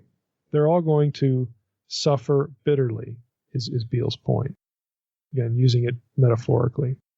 Beale adds one more thought. The judgment of poisoning water with wormwood in 8:11 conveys the idea of famine and so continues the theme of the preceding two trumpet woes. This is in line with the ideas seen in early Jewish writings. So this connection with famine, look, if your plants are burned up, and if the water that waters those plants is made bitter or poisonous to those plants, guess what? You're not going to have a lot to eat. That's the connection with famine, which again, goes back to, the Old Testament and the whole Egyptian, situation as well. Let's go to trumpet 4. Trumpet 4 in the transition to chapter 9. I'll read the last two verses of the chapter. The fourth angel blew his trumpet, and a third of the sun was struck, and a third of the moon, and a third of the stars. So the third of their light might be darkened, and a third of the day might be kept from shining, and likewise a third of the night.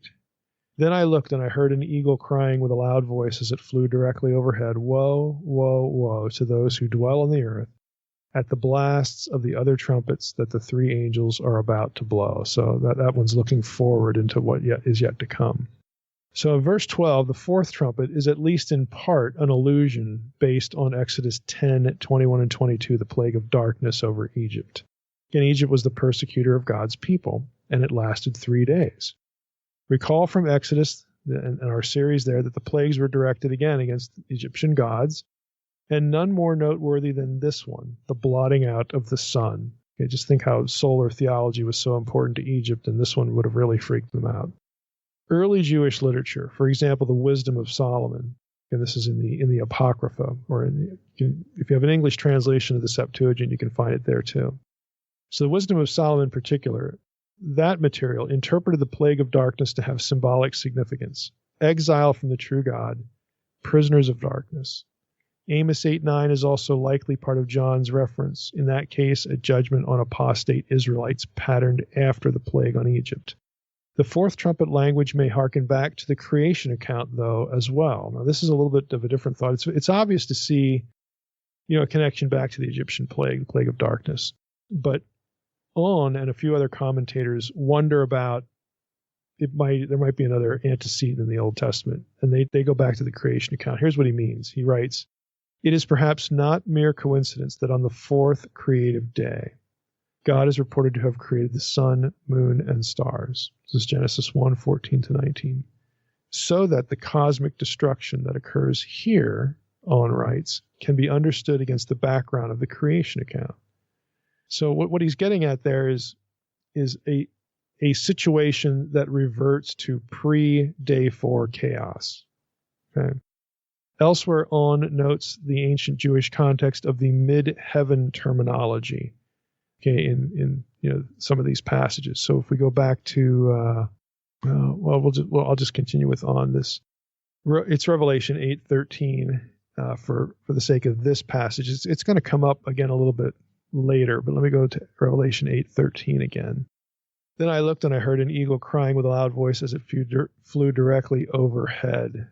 Okay, the overhead terminology there is actually mes uranima. So uranos in Greek is heaven, mes is midst. So it's actually a term that means mid-heaven, directly overhead. If you think about the imagery, you look directly over your head, the sun would be like right in the middle of the sky. So it's mid-heaven. You say, well, who cares? Well, Owen is going to comment on this terminology, and he sees something interesting here. He says the noun ta mes uranema, mid-heaven, occurs 3 times in Revelation, 8:13, 14:6, 19:17. The term also occurs on a magical amulet, probably of Jewish origin, with a sun, moon, and 2 stars on the obverse, and this inscription on the reverse: "One God in the heavens, who exists and who pre-exists, who is greater than all, who dominates all the beings in mid-heaven," unquote. It's kind of interesting. This position of dominance also makes the reference to the eagle interesting. So what he's basically saying is the mid-heaven term was the place. It's the center of the heavens, and at the center of the heavens is the place from which God rules everything in heaven. That's the idea. So now he's going to move from that, and then he's going to talk about the eagle. So Owen writes, the eagle was regarded as the messenger of Zeus. This is me now talking, as in earlier references in Revelation 1, be a usurpation of Zeus's most high status. Let me just stop there. Go back to the amulet, the mid-heaven, amulet, the most likely Jewish amulet that is talking about Yahweh, one God in the heavens. Look at who exists, who is, and who was, and is greater than all. Who exists, who pre-exists, and is greater than all. So that God, again, is midheaven. He's the one who actually controls things. And then the eagle reference, again, regarded as a symbol of the messenger of Zeus. No, it's not the symbol of the messenger of Zeus for John. It's the symbol of the messenger of the God of Israel. Because the God of Israel is the one sending the angel, okay? So this is actually a kind of an oblique way, again, it's taken a shot at Zeus's claim to be most high. It's kind of interesting, so I thought I'd loop that in here. It's a bit obscure, in terms of maybe first century Jewish cosmology. It's not technically Old Testament, but again, it's another swipe at Zeus, which we saw back in Revelation 1:4. John do this a couple times. Now, Pilch and Malina is a name familiar to the podcast audience. He's the one who did the book on astral theology and Revelation. The book is called On the Genre and Message of Revelation. He has a co-author, Pilch. They're both New Testament scholars, and they wrote a separate book, a social science commentary on the book of Revelation. And they note this about the astral theological worldview context of the midheaven and the eagle and all that. They write, as we have previously noted, the word translated here as midheaven, mes uranema, is a technical term in astrology and astronomy. The eagle in this context occupies the position of the constellation Pegasus. Its location in midheaven points to its significance. This is because, and they're going to quote Firmicus Maternus, who is an ancient astronomer. This is because frequently, or rather always, in all charts, the medium, the midheaven, holds the principal place. Again, this is sort of like the center of the universe idea. Earlier, in discussing Revelation 4 and the heavenly creatures full of eyes, in the same commentary, Pilch and Malina wrote this: stars are called eyes. Because of this, the four living creatures full of eyes would be constellations. We covered this back in Revelation 4. But to continue, he says, full of stars, both here as well as in Ezekiel 1 and 10, give us in this scenario it seems that in this scenario, they would bear the throne on their cosmic backs, while the front of their eyes faces outward. So if you think, let me just stop here. If you think of the four cherubim, if you think of their constellations, they're going to be facing outward, and then the back parts of them are going to be facing inward, and then atop them is where the deity sits, and so on and so forth. So just get that image in your mind, these four constellations, and so on and so forth. So they write, the four constellations, both here as well as in Ezekiel, are the four Babylonian seasonal constellations: Scorpio, Leo, Taurus, and Pegasus. Pegasus, a constellation which a Babylonian inscription calls the, quote, leader of the stars from the divinity Anu, unquote, namely refers to the stars of the equator. This constellation was the Babylonian Thunderbird, the flying eagle, to be identified with the constellation called Hippos in the Greek sky. This constellation occurs again in Revelation 8:13. So this is the eagle they're saying is the Pegasus, the flying eagle here in astral theological thinking. In Babylonian lore, this is traceable to the 7th century BC. Pegasus is the leader of the stars along the celestial equator, just as Aries is the leader of the stars in the ecliptic. Thus, each of these constellations bears a royal star, that is, enough to prove their special significance in Greek astronomy and astrology, which follows Babylonian sources in this case. These four constellations are likewise depicted in a Babylonian source as designating the four directions of the sky, for they lie about 90 degrees from each other. In this position, they duly circumscribe the whole vault of the sky, and in our scenario, the references to the throne of God would refer to the whole of the sky. Furthermore, since these constellations stood at the equator opposite each other, the phrase, quote, in the middle of the throne and around the throne, unquote, makes sense, for the equator both cuts the sky in half and goes around it. Now, what's the point of bringing their commentary from Revelation 4 into Revelation 8 with the midheaven thing and Pegasus and whatnot? If you're thinking on these terms and then you read Revelation, you realize that what John is doing. John is saying that no, the Greek pantheon, Zeus or whoever, again, the eagle being a symbol of Zeus, this midheaven, Pegasus, that's supposed to be like this marking that where Zeus's throne is. John is basically taking all of that and not throwing it in the dumpster, but he's saying, no, we're going to kick Zeus off the throne here. We're going to take Zeus out of this position. The constellations that map out time and all this sort of stuff, they were created by God. okay, the God of Israel back in Genesis. He is the one, just like in Ezekiel 1, who sits on the throne and controls the course of time and history. Again, this is like Ezekiel 1 messaging tucked away in one verse in Revelation 8. That's the whole point. Again, if you have this kind of thinking in your mind as a first century pagan or even possibly a first century Jew, if you were interested in this sort of thing, astronomy, you would know all these things, and you would have been exposed to the religious significance of the terminology in a first century Greco-Roman astrotheological worldview. And John is basically just wiping Zeus right out of the picture. That's the point. So in terms of John's theology, the judgment of Babylon and its gods is what's happening with the first four trumpets. Zeus isn't on the throne. His Babylonian equivalent isn't on the throne. The God of Israel is on the throne. The God of heaven, and also the God who is Father of the Lord Jesus Christ, who is going to punish those who are persecuting the people who are loyal to him. And again, that he's using all this messaging, taking our minds back to the Old Testament, specifically the judgment of Babylon, because Babylon was the primo persecutor of the people of God in the Old Testament. They're the ones who took Judah, the royal dynasty, into exile. They're the ones that destroyed the temple. Okay, they are ground zero for anti-Eden chaos thinking. All that is opposed to what God wants. Okay, they just wiped out. And they did it under the sovereignty of God and punishment for Israel's apostasy. We get that. But they still bear this label. And so here in Revelation, John is dipping into, in terms of both symbology and also quotations about Babylon from the Old Testament that fit right into, again, the Old Testament judgment now being transferred into the enemies of God in the book of Revelation, who are getting what they deserve. Just to reinforce the notion of who's in control, that would be God, and who is going to be punished. Well, it's the people on the boots on the ground people who persecute the people of God, and their gods are going to be punished.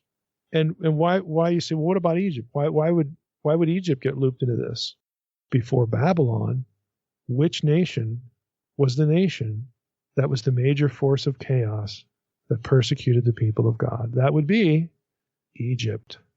Okay, it's a repetitive theme. The supervillain changes. Okay, Egypt, and then it becomes Babylon. These are the two focal points. And if you think about the birth of Israel, in terms of being brought out of Egypt, passing through the sea, entering into a covenant, a renewed relationship with God at Sinai.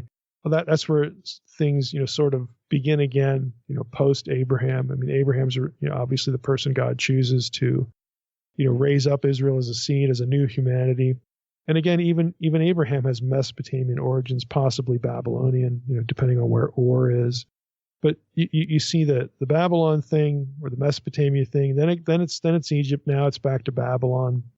All these episodes sort of telegraph the conflict between what God wants, the Edenic relationship, to be God among his people on earth, okay? And what happens, what happens to the whole plan? It gets destroyed. Why? Not because God wants it destroyed, but because of disloyalty.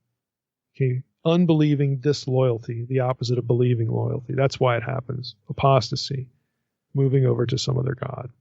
And it just gets repeated here in Revelation, using the same Old Testament themes.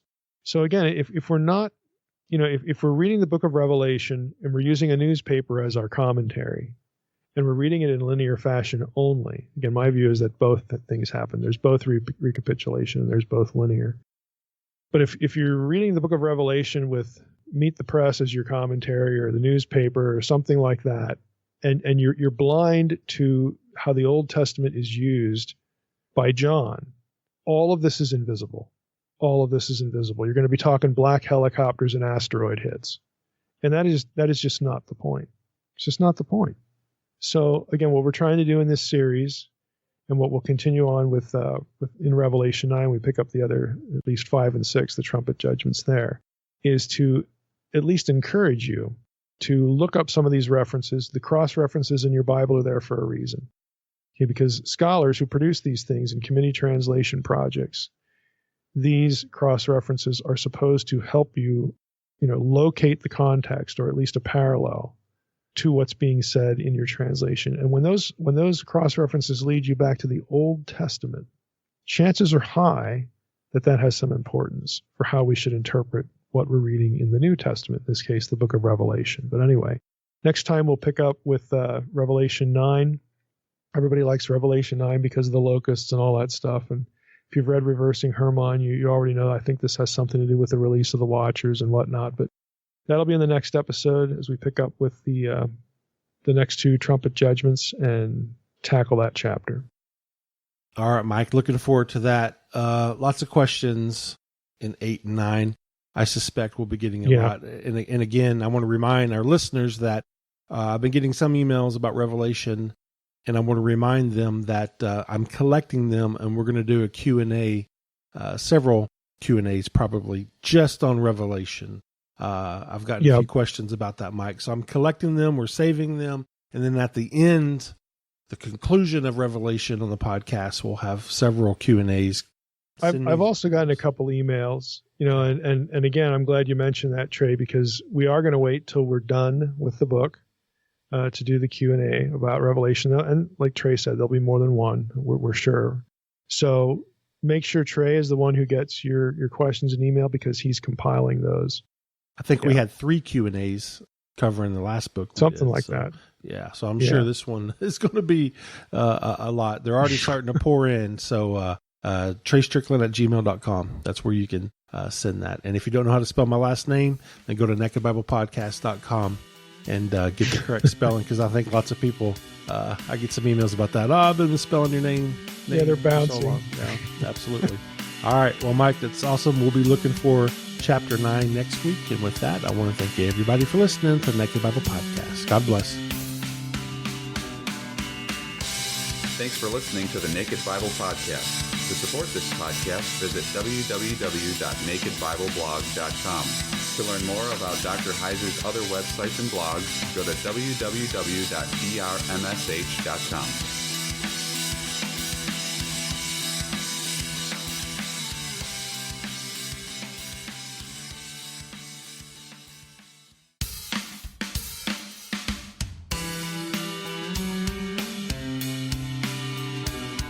You're listening to the Naked Bible Podcast. To support this podcast, go to nakedbiblepodcast.com and click on the support link in the upper right-hand corner. If you're new to the podcast and Dr. Heiser's approach to the Bible, click on New Start Here at nakedbiblepodcast.com. Welcome to the Naked Bible Podcast, episode 377, Revelation 9. I'm the layman, Trey Strickland, and he's the scholar, Dr. Michael Heiser. Hey, Mike, what's going on? Well, I have a pug update. Okay. The pugs have now been introduced to the pool properly. And with life jackets? With life jackets, of course. And their attitude toward the pool has moved from hysteria to mild hysteria. They didn't like it. But, they took it a notch down because after flapping around in the pool, and we held them up. We didn't just throw them in there, but they were willing to stand in the water on the top step. It goes about halfway up a pug. So I think they'll still like it to cool off, but I don't expect to see them swimming laps anytime soon. Yeah. Well, that's a big step if they'll at least stand in it.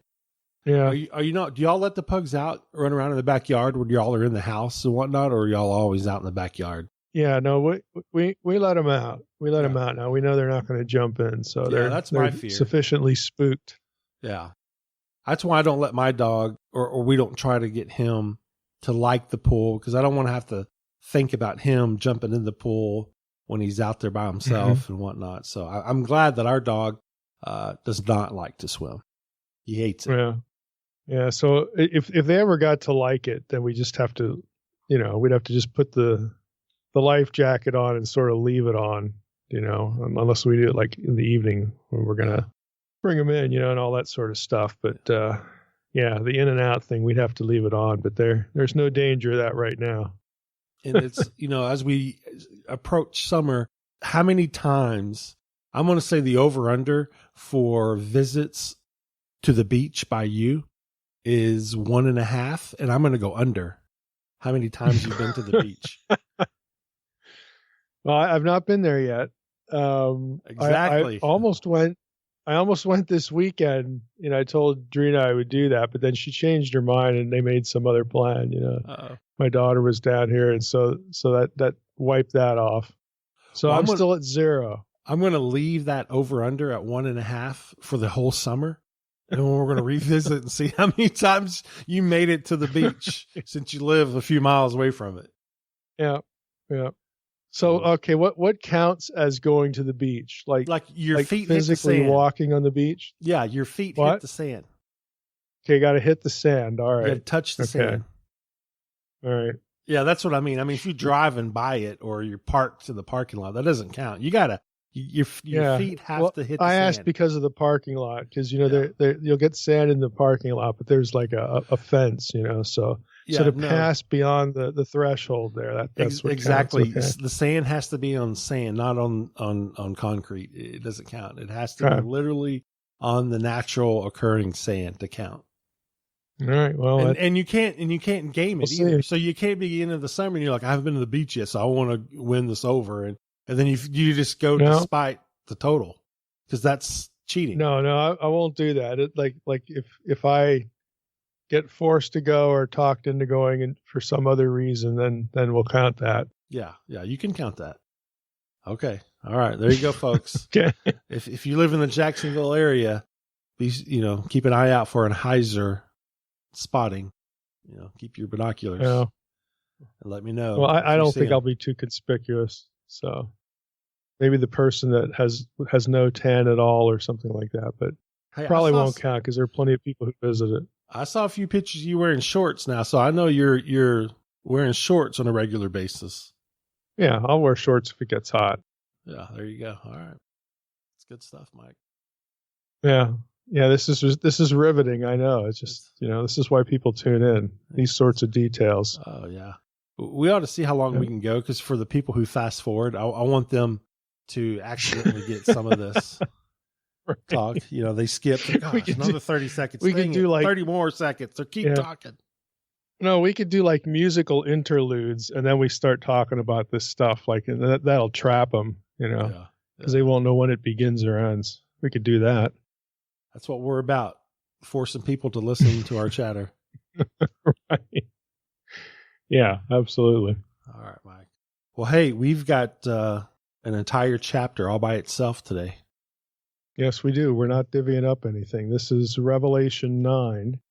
And, for those people out there who, have not been already mesmerized by our preliminary chat here, try to come out of that. We're going to get back to the biblical stuff here. For those of you who have read Reversing Hermann, you've been introduced to my thoughts very briefly in relation to Revelation 9, specifically about the locusts, that come out of the pit and so on and so forth. We're going to get into that today. So I have, said and written something about Revelation 9 prior to today, but we're going to, as the series dictates, we're going to go through the whole chapter and look at Old Testament backdrops and antecedents and points of origin for what we read in Revelation 9. So I'm going to cut it in half. The whole chapter goes through trumpets 5 and 6, and it's kind of neatly divisible. The first 12 verses really deal with trumpet 5. So let's just jump in there, and then when we, hit verse 13, we'll be on trumpet 6. So ESV, I'm just going to read through these 12 verses here so we have it in our heads. The fifth angel blew his trumpet, and I saw a star fallen from heaven to earth, and he was given the key to the shaft of the bottomless pit. He opened the shaft of the bottomless pit, and from the shaft rose smoke like the smoke of a great furnace. And the sun and the air were darkened with the smoke from the shaft. Then from the smoke came locusts on the earth, and they were given power like the power of scorpions of the earth.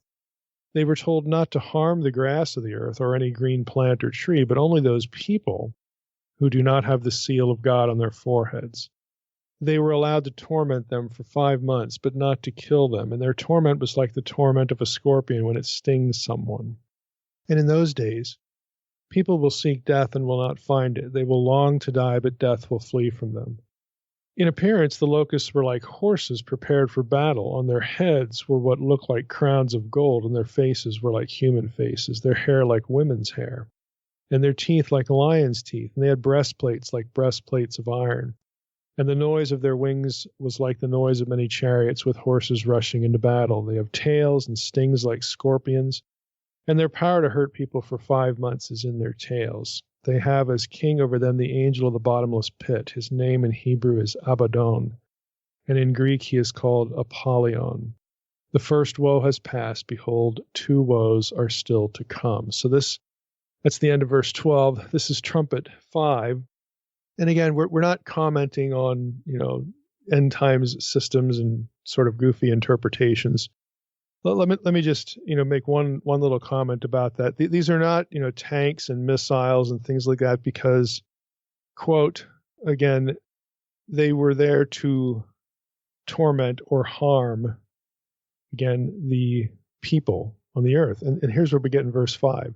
They were allowed to torment them for 5 months, but not to kill them. I would suggest to you that if this is a tank or a missile, people are going to die.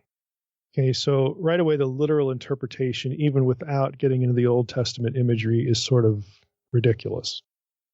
And again, I don't think that's going to surprise anyone. What might surprise people is how deeply this imagery is embedded or can be drawn from the Old Testament. So that's what we're going to get into. Now we're going to start in the first verse here. A star fallen from heaven to earth. Okay. At the beginning of the 5th trumpet. Now, there are 2 approaches to identifying this fallen star. And I think this is worth getting into. We're going to traverse into Second Temple literature here. And some of this is going to be a little bit familiar from some things we've had before, up until Revelation 9 about falling stars and this sort of imagery.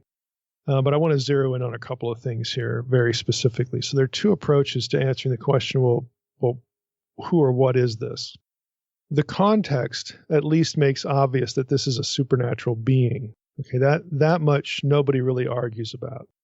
The points of controversy, though, are as follows. There's 3 of them.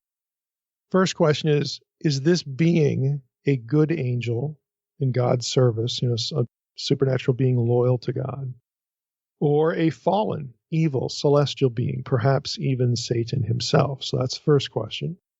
Question number 2, is this fallen star with, quote, the key to the shaft of the bottomless pit, unquote, the same as the angel of Revelation 20, verse 1, which says, I saw an angel coming down from heaven, holding in his hand the key to the bottomless pit and a great chain, unquote. Third question, if one opts for the fallen star being evil, is that fallen star the same being as Abaddon in Revelation 9:11, 10 verses later? So those are the 3 sort of fundamental questions you get from the very first verse. And I'm going to go through a couple of approaches here to this.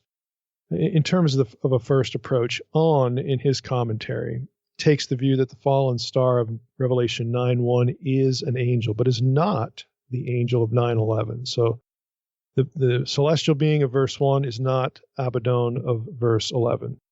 That he is an angel, On argues, is based on the parallel passage in Revelation 20, verse 1. Okay? I saw an angel coming down from heaven holding in his hand the key to the bottomless pit and a chain. So he says, if you look at Revelation 21, it's so similar to 9:1, it's pretty obvious that this is a supernatural being and an angel. He further argues that the angel mentioned in 9:11 renames Abaddon. In other words, he is Abaddon. So the one in 9:11 is the angel mentioned there is Abaddon. The angel mentioned in 9:11 is not this first angel of Revelation 9:1. So that's On's view, and he writes this. He says, John does not say that he actually saw the star fall. He says only that he saw the star after it had fallen. In 9:1 and 2, it becomes obvious that the star is a supernatural being, in other words, an angel. In early Jewish literature, stars can represent angelic beings. And this is obvious. Judges 5:20, Job 38:7, Daniel 8:10, so on and so forth. Falling stars, says On, often represent evil angelic beings or demons. And he has a slew of quotes here, just a few. 1 Enoch 86:3, 88:1, 90:24, Testament of Solomon 20, verses 14 through 17, and Jude 13. But could also be Satan. 1 Enoch 86:1. Again, the Apocalypse of Elijah 4:11, Luke 10:18. That's the I saw Satan fall like lightning from heaven, and Revelation 12:9. Again, this falling language is his point. Here, the fallen star should be understood as an angelic messenger, a la Revelation 20, verse 1, and not be identified with the angel of the abyss named Abaddon or Apollyon in 9:11. The angel is named only here in Revelation, and elsewhere in the Old Testament and early Jewish literature is mentioned only in 4Q 280. In other words, let me just break in here. He's saying that we only get the name Abaddon. Okay, the angel of 9:11 is named only here, and then in some early Jewish literature. Again, specifically 4Q 280, which is a Dead Sea Scroll, actually references the angel of the pit, the spirit of Abaddon. Okay. Back to On. While in 4Q 280 and related texts, these two titles are alternate ways of describing Belial, who would be the Satan figure in the Dead Sea Scrolls. In Revelation, it is not at all clear that the angel of the abyss is a designation for Satan, for he is carefully named elsewhere with a selection of aliases in two different contexts, Revelation 12:9, Revelation 20, verse 2. And neither Abaddon nor the angel of the abyss is mentioned again. The fact that angelon, and the Greek word there, is articular, it has the definite article, suggests that the author expected the readers to be familiar with this angel. In other words, that the angel of the abyss is none other than Satan, Belial. He's saying that's possible. Abaddon is a Hebrew term for the kingdom of the dead. Again, Proverbs 15:11, Job 26:6, Job 28:22, Job 31:12, reference this term Abaddon with the realm of the dead. It's used as a poetic parallel to Sheol, Job 26:6, Proverbs 15:11 again, 27:20, and in the Dead Sea Scrolls, it's used as a term associated with death, Job 28:22, and the grave, Psalm 88:11, Masoretic text, it's verse 12, and so on and so forth. So he's saying, could be, Abaddon could be, Satan. We don't know, but he's saying that Abaddon is different. The angel there, the angel who is called Abaddon, is different than the one in 9:1. Now, the key sentence, in all that, to parse in Owen's thinking is, quote, here the fallen star should be understood as an angelic messenger based on Revelation 20, verse 1, and not be identified with the angel of the abyss named Abaddon. Now, I take this as indicating On sees a good angel in both 9:1, Revelation 9:1, and 20, verse 1. Others, who are commenting on On's work say that, they'll argue that On still thinks the angel of Revelation 9:1 is evil, even though it's not Abaddon. And they draw that conclusion based on On's comments about falling star language being used of evil angels. I don't think On actually says that, and I don't read him that way. Now, here's why it matters. The advantage, interpretively, of having a good angel in both Revelation 9:1 and Revelation 20, verse 1, is consistency. There's no indication that the angel of Revelation 20, verse 1, who holds the key to the abyss, is evil. There's no indication he's evil. And after all, he's going to bind Satan. That's his mission in Revelation 20, verse 1. So if the angel of Revelation 9:1 was evil, while the one in 20, verse 1 is good, what you'd have is you'd have two different angels with keys to the abyss. And that seems to make little sense to me. And we'll return to that thought in a moment. But in my reading of On here, we have a good angel in both 9:1 and 20, verse 1. That angel being the same entity. It's the same angel. Again, this is how, in this approach, this is how you could understand it. Same angel in 9:1 and 20, verse 1. In fact, they're not only both good, it's the same one. But he has two different missions. In Revelation 9:1, the angel's mission is one of release, the release of the forces under the command of Abaddon, a different figure mentioned in 9:11. And in Revelation 21, the same angel has the mission of coming back to the abyss again, and this time he binds Satan. All right?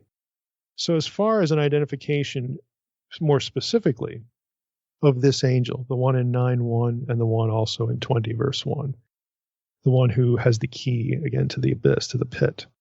The best candidate is Uriel, who is the archangel who in 1st Enoch was actually called the chief over Tartarus. Again, Tartarus is a reference to the abyss where the watchers are held. And you get that from 1st Enoch 19:1 and 1st Enoch 20 verse 1. Now, another option, which is weaker in my view, is this angel could be Sarakael, which is another angel in 1st Enoch who was, quote, over the spirits who sin in the spirit, unquote. I just don't think that's as good of a candidate because Uriel is specifically associated with the pit which is known as Tartarus.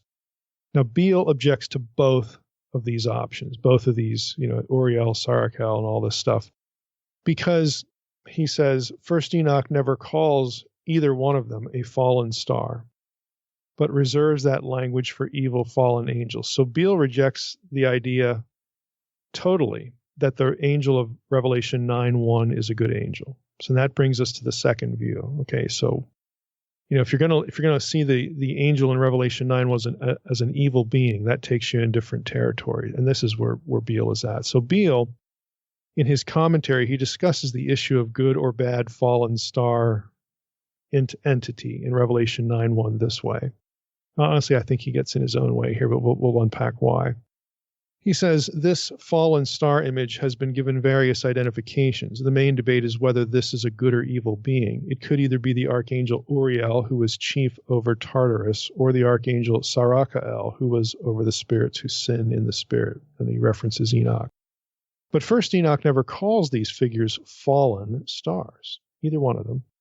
Instead, this description is reserved exclusively for fallen angels under the confinement of the archangels.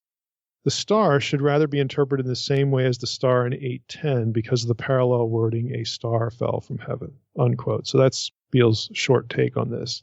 Now the question has to be asked. Let's go to Revelation 8:10. I'm going to read this to you because he uses this as part of his justification. The third angel blew his trumpet, and a great star fell from heaven, blazing like a torch, and it fell on the rivers and on the springs of water. The name of the star is Wormwood. That was where I threw in, verse 11 there too. So, he's interpreting that as an evil fallen entity. So we have to ask, though, in relation to that verse, Revelation 8:10, as to why an evil angel would fall from heaven. Like, is this his fall from grace? Like, what does the fall language actually mean? And why would he do it when another angel blows the trumpet? Because it sounds like if this fallen star, this wormwood, is a celestial being, okay, not an asteroid or something. If this is a celestial being, why is he apparently obeying the trumpet call of another angel if he's evil? Why can't this be an obedient angel wreaking chaos in judgment, just like the angels who wreaked the plagues back in Egypt did, again in Psalm 78? I think it's 49 and 50. If there's truly a parallel with the Exodus material, which there kind of obviously is, then why can't the parallel encompass this point? In other words, why can't the parallel also encompass the character, the nature of the angel? I mean, back in Egypt, a whole company of angels, according to Psalm 78, were mediating the plagues. And if the plagues are the clear parallel, and they are, to these trumpets, including the one back in chapter 8, why can't we conclude that this entity in chapter 8 is a good guy? And Beale's answer is going to be, well, he's referred to as fallen. The argument extends from this one word, even though the parallel characterization doesn't call for that particular characterization of the angels involved back at the Exodus. But anyway, let's go back to some other problems. Again, if the angel of 9:1, Revelation 9:1, is evil because of the fallen language, well, is the angel of Revelation 20, verse 1 also evil? Now, in Revelation 21, the word fallen doesn't occur. There's different language, okay, in Revelation 20, verse 1. So the specific word fallen is absent, but yet they both have, the keys to the abyss. So if they're two different angels, in other words, the one in Revelation 21, if Beale says, well, that's a good guy because John doesn't use the word fallen there, then again, now we wind up with a situation where we have two angels, both with the key to the pit. Are there two keys? Maybe there are two keys. Maybe they each have one. Or do the angels hand it off like a hall pass? And if the first angel is evil, why does he respond to the trumpet call? Why obey God's judgment call? Why, if you're an angel in rebellion, why are you obeying now?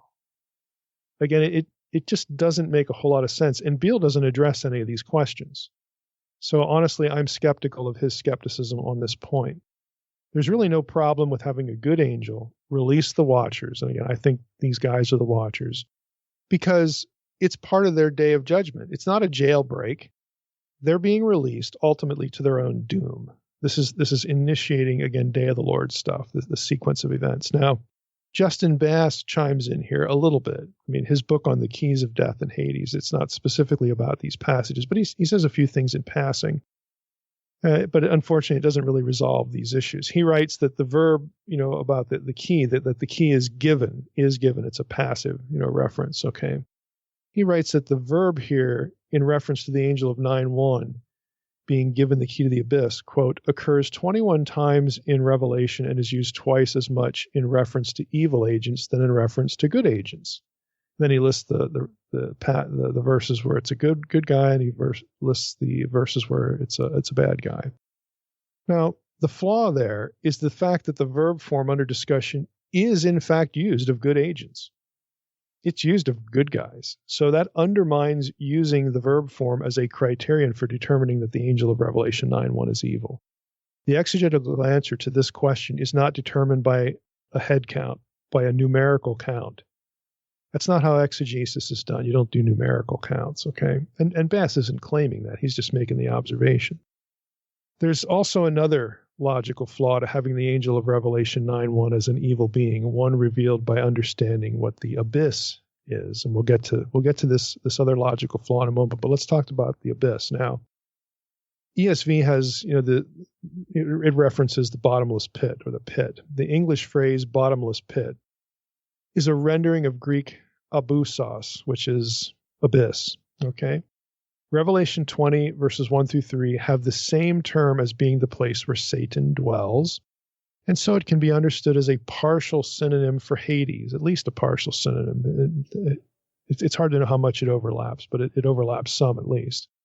So it's a partial synonym for Hades. That is the place, not the personified being that we talked about weeks ago when we were on the keys passage.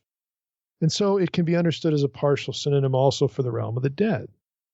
Now, a quote here, again, from On in Revelation, his Revelation commentary, he writes, in Revelation, the beast ascends from the abyss, Revelation 11:7, 17:8, and it is also the abode of Satan, Revelation 20, verses 1 through 3, of the angel of the abyss, Abaddon or Apollyon, Revelation 9:11, and also of demons, Revelation 9:1 through 10.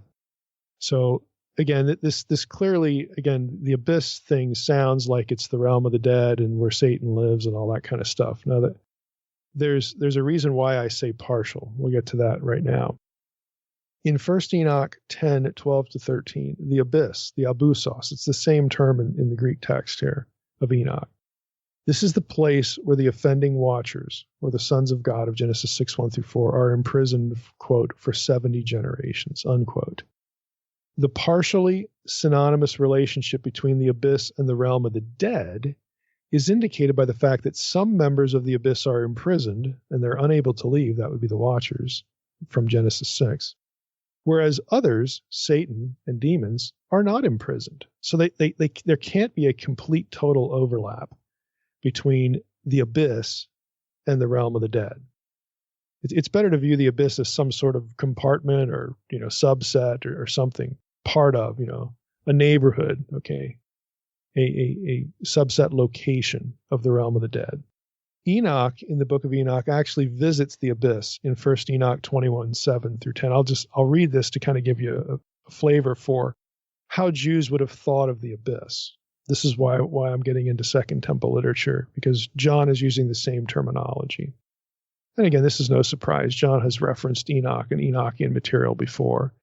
But here's 1 Enoch 21:7 through 10. It says, I then proceeded, Enoch, narrating this, from that area to another place, which is even more terrible. and saw a terrible thing, a great fire that was burning and flaming. The place had a cleavage that extended to the last sea, pouring out great pillars of fire. Neither its extent nor its magnitude could I see, nor was I able to estimate. At that moment, what a terrible opening is this place, and a pain to look at. Then Uriel, one of the holy angels who was with me, again, remember Uriel's the one, who's supervising this place, responded and said to me, Enoch, why are you afraid like this? I answered and said, I am frightened because of this terrible place and the spectacle of this painful thing. And he said to me, this place is the prison house of the angels. Again, specifically, it's going to be a reference to the watchers in context. They are detained here forever. Again, forever, you probably know that the forever language here and elsewhere just means a very long time, because elsewhere in Enoch, it's going to be 70 generations and unto the time of the end or something like that. There's other ways, other phrases that are used of this place and their punishment. So this abyss then is the chief parallel to the lake of fire, alluded to in Revelation 20 verse 10 and also Matthew 25:41, made for the devil and his angels, that phrase. This is the place of the final judgment, ultimately, of both human unbelievers and, again, the devil and his angels. Now, this overlap points to this other point of incongruence with Beale's notion that the angel of Revelation 9:1 is evil. Now, here's the point. If Jesus, think back to our earlier episode when we talked about Revelation 1:18 and Revelation, let me just look up the phrase death and Hades. So it's in one of these episodes. It's the episode on Revelation 1:18. Revelation 1:18 is where we get the reference to death and Hades. And we discussed that verse in relationship to, let's look up the word keys, because there was two of them in Revelation. And also Revelation 3, verse 7. So the episodes where we talk about the keys of death and Hades, and in Revelation 3, it's the key of David. I believe it is the episode on Revelation 3, because we deferred talking about the keys of death and Hades till we got to the second key reference. But you'll recall from that episode, when we talked about the keys of death and Hades, Jesus took them. He took the keys of death and Hades from, if you remember the discussion, from those personified entities, okay, death and Hades. Hades wasn't just the place in that discussion in these passages. These places have a personification of an evil supernatural being called death, okay, and Hades. And Jesus takes the keys from them. In other words, he is now the master of life and death because of, he descends there. This is one of the things he does. And of course, he rises from the dead. So if that's the case, it makes zero sense for Jesus to hand the key back to an evil agent in Revelation 9:1 or anywhere else. So again, this is why I am simply not persuaded of Beale's position, regardless of the fallen language. Again, he's too focused on this one verb, but this one adjective, and he's not considering the wider context, especially, the keys of death and Hades and who holds them. It just makes no sense. It makes no sense at all. Because not only would you have Jesus giving the keys back, like why would he do that? It destroys the imagery and the theology of what that means. But you also now have either a situation where you've got two evil angels, they each have keys, or there's a good one and a bad one, they each have keys, or they pass the keys from one to. It just doesn't make any sense. It's far better, again, to just have one good angel in Revelation 9:1, Revelation 21, who has the single key. Again, if the angel is loyal to God and loyal to the risen Christ, again, then you could see it makes sense to have that, you hand that key to the angel and say, go unlock, the abyss, or go do this and that. It doesn't make any sense if you're handing it over to a rebel. Zero. A few other items. The abyss is also an Old Testament metaphor for chaos. We should mention this because, again, this is good Old Testament imagery. Owen writes, the term abusos means without depth. That's where we get bottomless or fathomless. And it was used to refer to the infinite void or a subterranean region beneath the earth. in accordance with, again, the three-tiered, view of the universe. The term abussos occurs 7 times in Revelation. 5 of these occur in 2 passages in which the 3-level cosmology of Revelation is implied. Specifically, Revelation 9, 1 through 11 is one, and also Revelation 20, verses 1 through 3. Now, Beale and McDonough, in the commentary on the Old Testament, the New Testament use of the Old Testament, they add this: the abyss in the Septuagint is always related to water, whether it be the chaotic waters, the primeval deep of the creation account. And, obvious reference is Genesis 1:2, but you get Psalm 104, verse 6 in the English. The waters of the sea, again, is another way it's described, Isaiah 63:13, or the waters below the earth, Ezekiel 31:15. Because all of these could be symbolically associated with evil forces. Remember, the sea and waters, these are chaos metaphors in the Old Testament. Since all these could be symbolically associated with evil forces, however, by New Testament times, the abyss was spoken of more broadly as a place of punishment and or confinement for wicked spirits. Again, and we have all these passages in Enoch and Revelation that we've already quoted. He adds here Jubilees 5, 6 through 14, 2 Peter 2, 4. Again, that's the reference to Tartarus.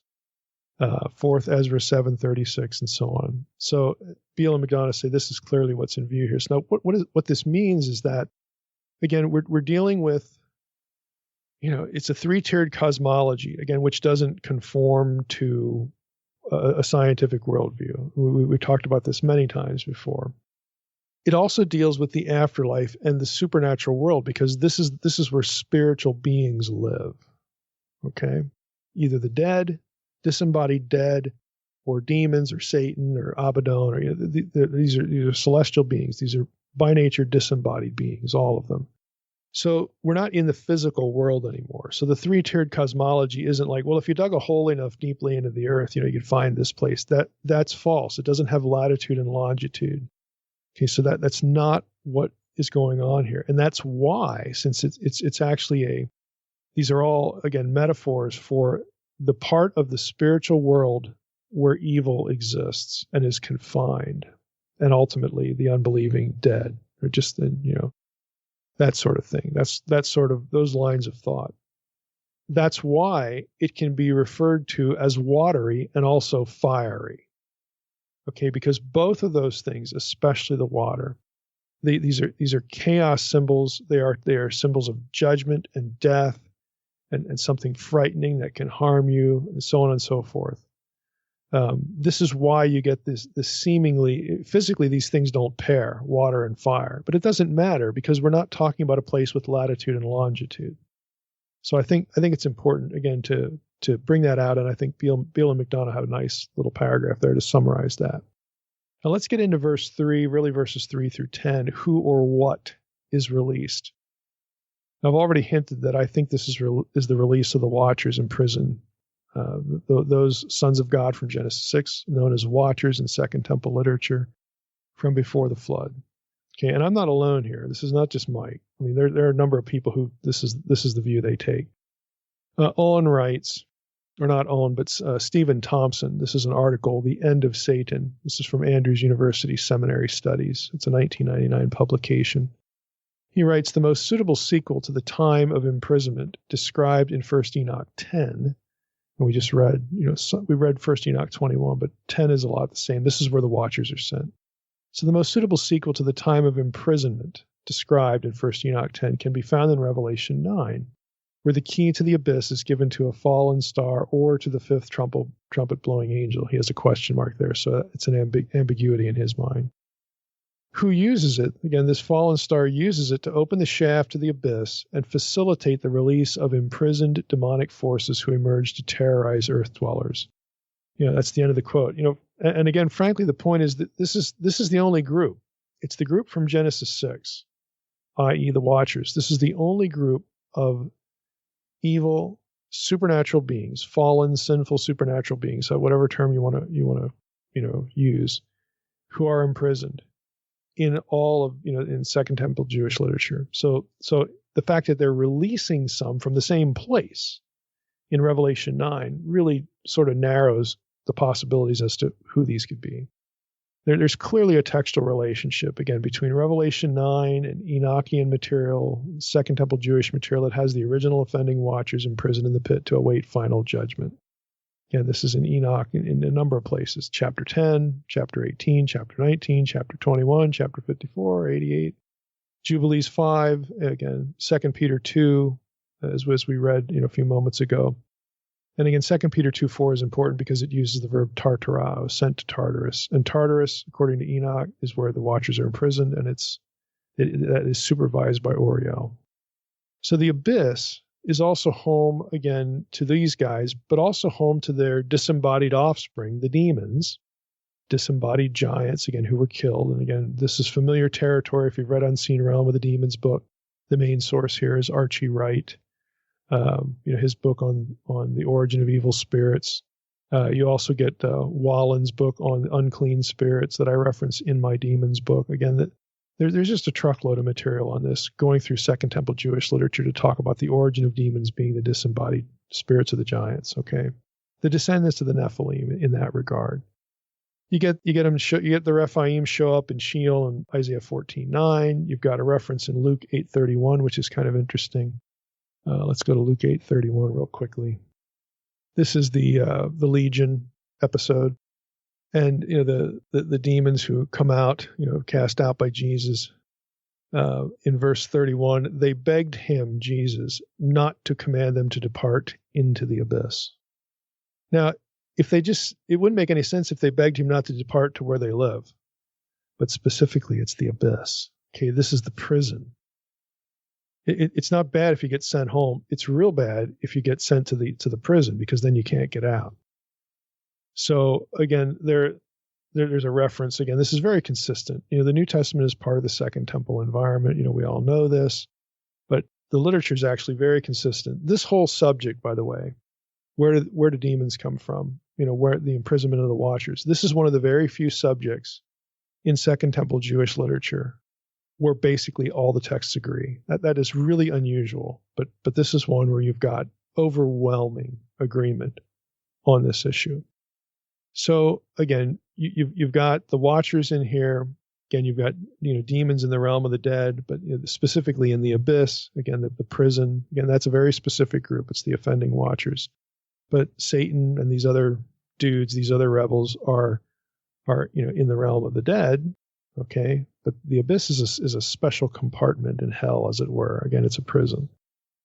So on to the way they're characterized. As I wrote in Reversing Hermon, the bizarre description of the beings released from the abyss as locusts, it's verse 3, that were, quote, like horses prepared for battle. On their heads were what looked like crowns of gold. Their faces were like human faces, the hair like women's hair, and their teeth like lions' teeth, verses 7 and 8. That description does not undermine their identification as the fallen watchers, because hybridized theriomorphic, that's an academic term that means animal-shaped or animal-like descriptions applied to demonic spirits are common in ancient Jewish and classical literature. Again, this is just a way that supernatural evil spirits are described to try to convey their voraciousness, their violence, their ugliness, their freakishness. Okay, all these things. This is how writers would describe features and facets, character portraits. This is a profile. These are contributing elements to a profile of the nature of these beings, and so they use animal imagery. Okay, this is not uncommon. Now, on the imagery, Beale and McDonough, again in the commentary on the New Testament use of the Old Testament, note Old Testament connections to the appearance of these locusts, again, which textually, there's only one candidate, the fallen watchers. Okay, the portrayal, let me just say it, it's the fallen watchers, and again, they're the disembodied spirits of the watchers are also in the same realm, but again, it's the watchers that are not allowed to move. They're not allowed out. So just so we're clear on that. They write, the portrayal in Revelation 9, 7 and 9 is based on Joel 1 and 2, which describes a plague of locusts devastating Israel's land. And the cross reference there is Jeremiah 51:27. The locust judgment in Joel 2 is introduced and concluded with the phrase, get this, sound the trumpet. That's Joel 2:1 and Joel 2:15. Is that ringing a bell? This judgment in Joel is modeled on the plague of locusts in Exodus 10. Jewish tradition held that in Sheol and in Abaddon were the, quote, angels of destruction, who were in authority over thousands of scorpions. Again, that's Jewish tradition, rabbinic stuff. Now we're getting into Ginsburg, the legends of the Jews. This is Beale and McDonough's source. So this is rabbinic talk here. This is not Second Temple. It's not, Old Testament. Ginsburg notes that the sting of the scorpions of the, that were supposedly, thought to be in rabbinic tradition, okay, in this place, the sting of the scorpions was lethal. However, some of the stings don't kill, but only torment the inhabitants of hell. And if you have Ginsburg Legends of the Jews, it's volume 1, pages 11 through 16, and volume 2, page 312. Now, in his commentary, Beale's own commentary, not with McDonough, but Beale's own commentary, he adds another thought he says, the Testament of Solomon 2, verses 2 through 4, speaks of demons who have wings and fly and resemble human-like lions. So there you get the lion teeth element. Now, all of that hardly captures. It barely captures the Old Testament antecedents. I'm going to read a long excerpt from Beale's commentary, and even this is partial. I just want to give you a flavor of how much Old Testament backdrop imagery there is to the description of the released watchers. Again, these released supernatural prisoners that exist. I mean, there's just a lot. There's a truckload of stuff. And I'm doing this, again, to telegraph the point that I've already did at the beginning. We're not talking about helicopters and surface-to-air missiles and laser. We're not talking about any of that. All of this stuff comes from the Old Testament somewhere. And even Joel 1 and 2, the locust, sound of the trumpet. Okay, and how much more explicit could it be? Okay, but here we go. Beale writes, in exercising this power, the locusts execute judgment, as has already been intimated by their association with smoke. Could Isaiah 14:29-31 also stand in the background? This is the flying serpents, okay? Since it strikingly portrays an enemy who will oppress and demoralize unbelieving Philistia as a flying serpent associated with smoke. The harmful nature of the judgment of Revelation 9:3 is also expressed by the description of the beings here as locusts going out, quote, into the earth. They are destructive as a swarm of locusts devouring all vegetation in their path. The wording of this expression is based on Exodus 10:12, quote, let the locusts come up on the land and the earth, unquote, which introduces the locust plague against Egypt. Therefore, the fifth trumpet is partly modeled literarily, and thematically on the Exodus plagues, as were the preceding trumpets. The locusts in Exodus 10:15 destroyed the land, devoured the red vegetation, all the fruit of the trees. There was no green thing left on the trees, unquote. But here the locusts are commissioned not to harm the grass of the earth or any green thing or tree. They are to harm only unbelievers, quote, those who do not have the seal of God on their foreheads, unquote, but have the mark of the beast on the forehead. It's Revelation 13:16 and 17. Deuteronomy 28 also predicts that, quote, in the latter days, unquote, Israel will suffer the plagues of Egypt, including the plague of locusts, because of idolatry. Detailed description is now given of the locusts. The use of likeness, hamoioma, and the repeated like, hamoios, in verses 7 to 10, expresses the inability of John to describe precisely what he has seen. He just says they're like this or that. The vision sparks in his mind similar scenes from the Old Testament as the following verses reveal, and his approximate portrayal of what he has seen is based on his understanding of how the vision relates to the Old Testament prophetic tradition. The portrayal in verses 7 through 9 is based, again, on Joel 1 and 2, which describes the plague of locusts devastating Israel's land. Whether the description there is literal or figurative for an invading army is not crucial for the present purposes. Just as here a trumpet has signaled the coming of the locusts, Revelation 9:1, so also in Joel 2 the locust judgment is introduced and concluded with the sound of the trumpet. This judgment in Joel is itself modeled on the plague of locusts in Exodus 10. There are clear allusions in Joel 1 and 2 and 2:2, and if you compare it, you can compare those to Exodus 10:16 and 14. Joel 1:3, compare Exodus 10:2 Joel 2:9, compare Exodus 10:6. Joel 2:27, compare Exodus 10:2, 8:18, and 22. It is natural, therefore, that John uses Joel to supplement the description from Exodus already alluded to in verses 3 and 5.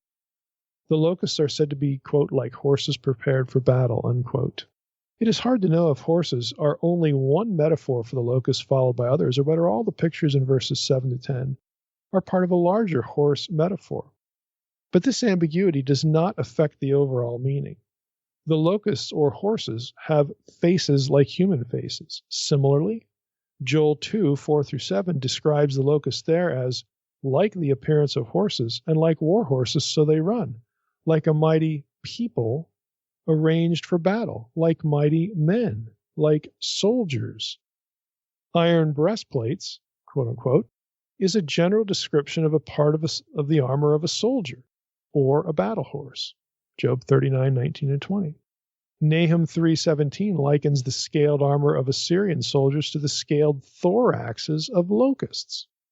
This may allude partly to Job 39, 19 through 25, which describes a war horse going forth only at the trumpet sound, clothed in terror and in perfect armor. So now we have, again, Job 39. This is me breaking in here. We have Job 39 using the trumpet language and the armor language, the war horse. And who leaps? This is also Job 39, 19 through 25. These horses that are armored and go forth of the trumpet leap like locusts, unquote. The sound of that is the locust wings, as the sound of chariots of many horses running into battle, alludes to Joel 2, 4 through 5.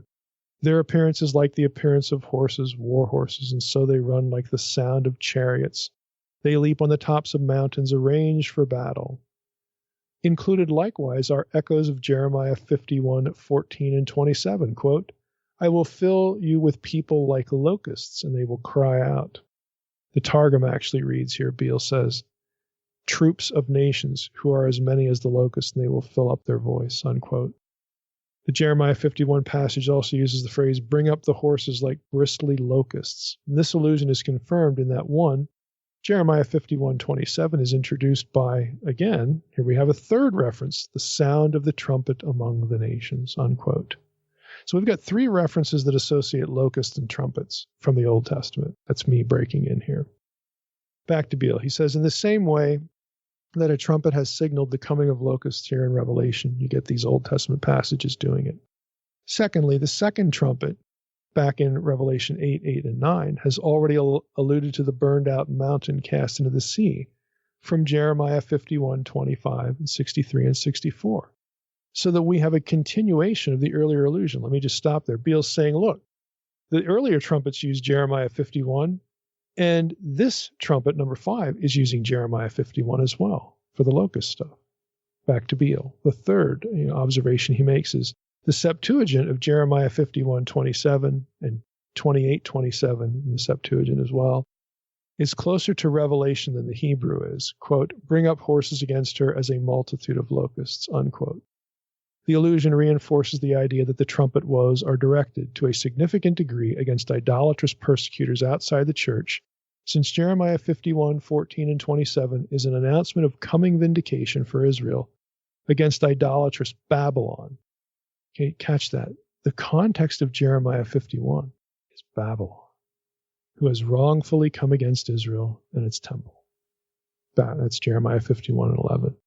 Now, I'm gonna just stop there. Again, this is a fraction. It's a fraction of what Beale has here. It's probably over half, but still. Why go through all of this data?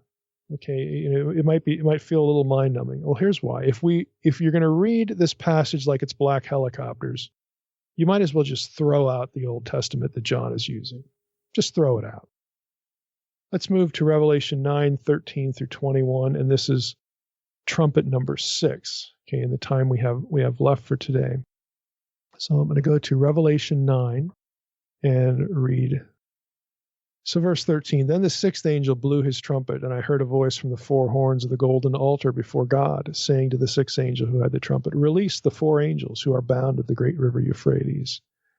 So the 4 angels who had been prepared for the hour, the day, the month, the year, were released to kill 1/3 of mankind. The number of mounted troops was twice 10,000 times 10,000. I heard their number. And this is how I saw the horses in my vision, and those who rode them. They wore breastplates, the color of fire and sapphire and of sulfur. And the heads of the horses were like lions' heads, and fire and smoke and sulfur came out of their mouths. And by these 3 plagues, a third of mankind was killed, by the fire and smoke and sulfur coming out of their mouths. For the power of the horses is in their mouths and in their tails. For their tails are like serpents with heads, and by means of them they wound. And the rest of mankind who were not killed by these plagues did not repent of the works of their hands, nor give up worshipping demons and idols of gold and silver and bronze and stone and wood, which cannot see or hear or walk. Nor did they repent of their murders or their sorceries or their sexual immorality or their thefts. Basically, they stayed unbelievers. They stayed hostile again to the Lord. So some of this language has already been dealt with in the first part of the Trumpet 5 with the description of, again, the hordes that are released. Ultimately what you're going to have is again, this describes the release of supernatural evil. Okay, there's no more, the prison is emptied in the abyss for a short time. Ultimately, this is going to lead to a showdown. It is judgment.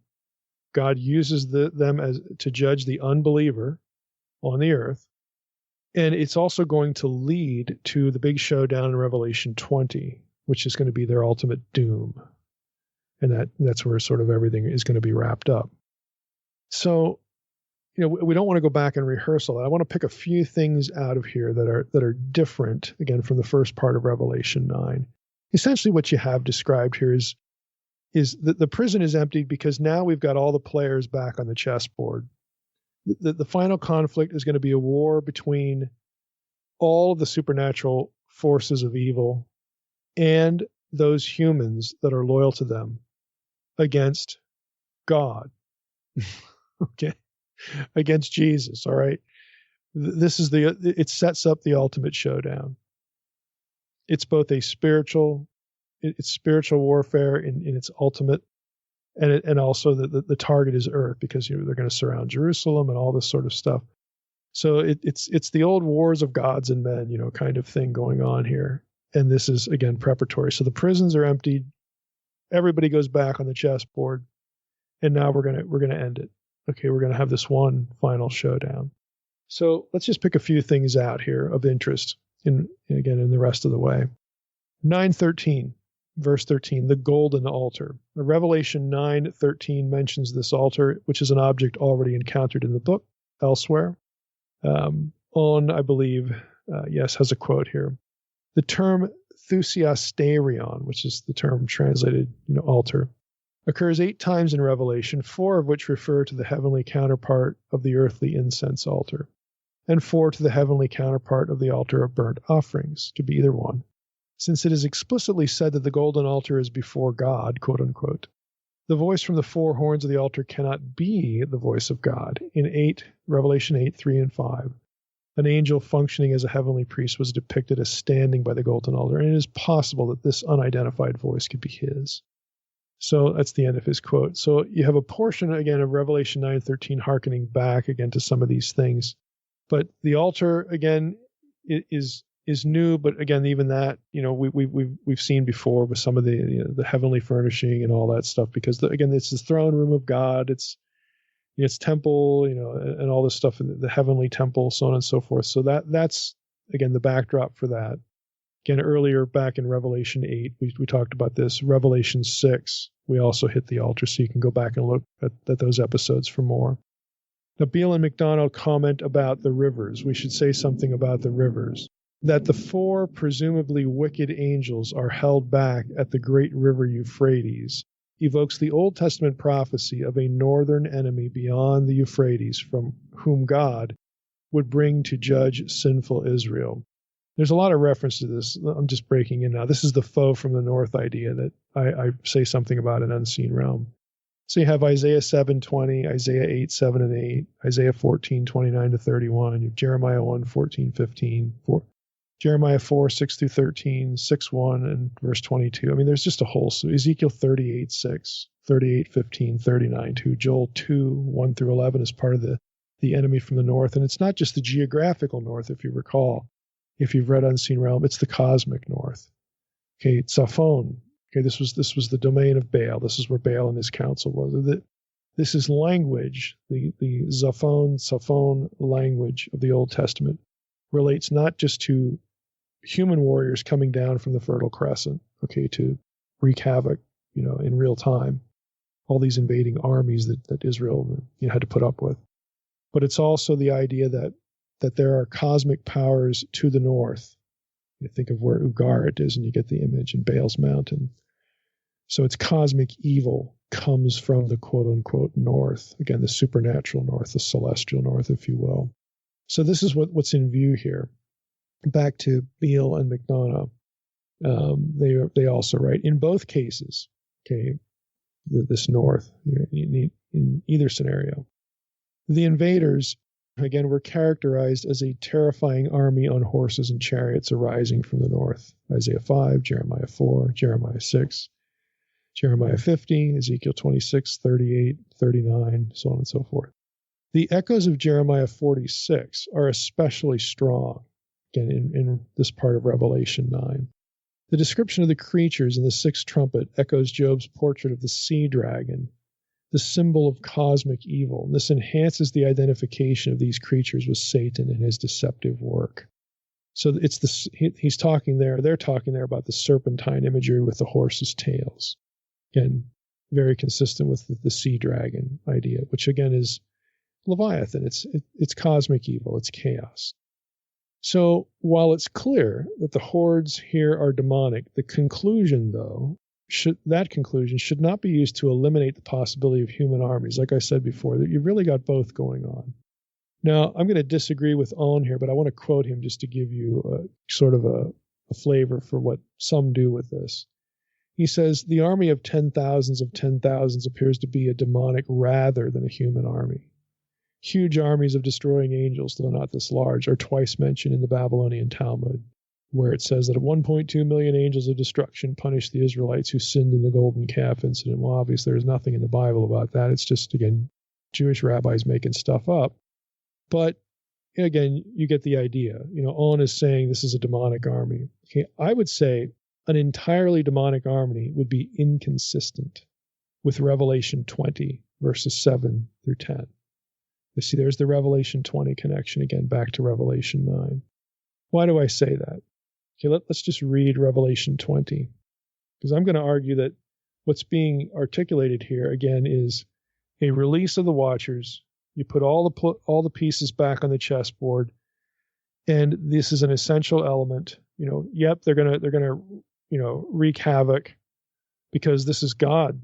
God is ultimately going to use them to judge those who have the mark of the beast and so on and so forth. But that's just a setup. It's window dressing. Okay, it is like the plagues in that respect, but it's going to lead to an ultimate showdown at Jerusalem for everything.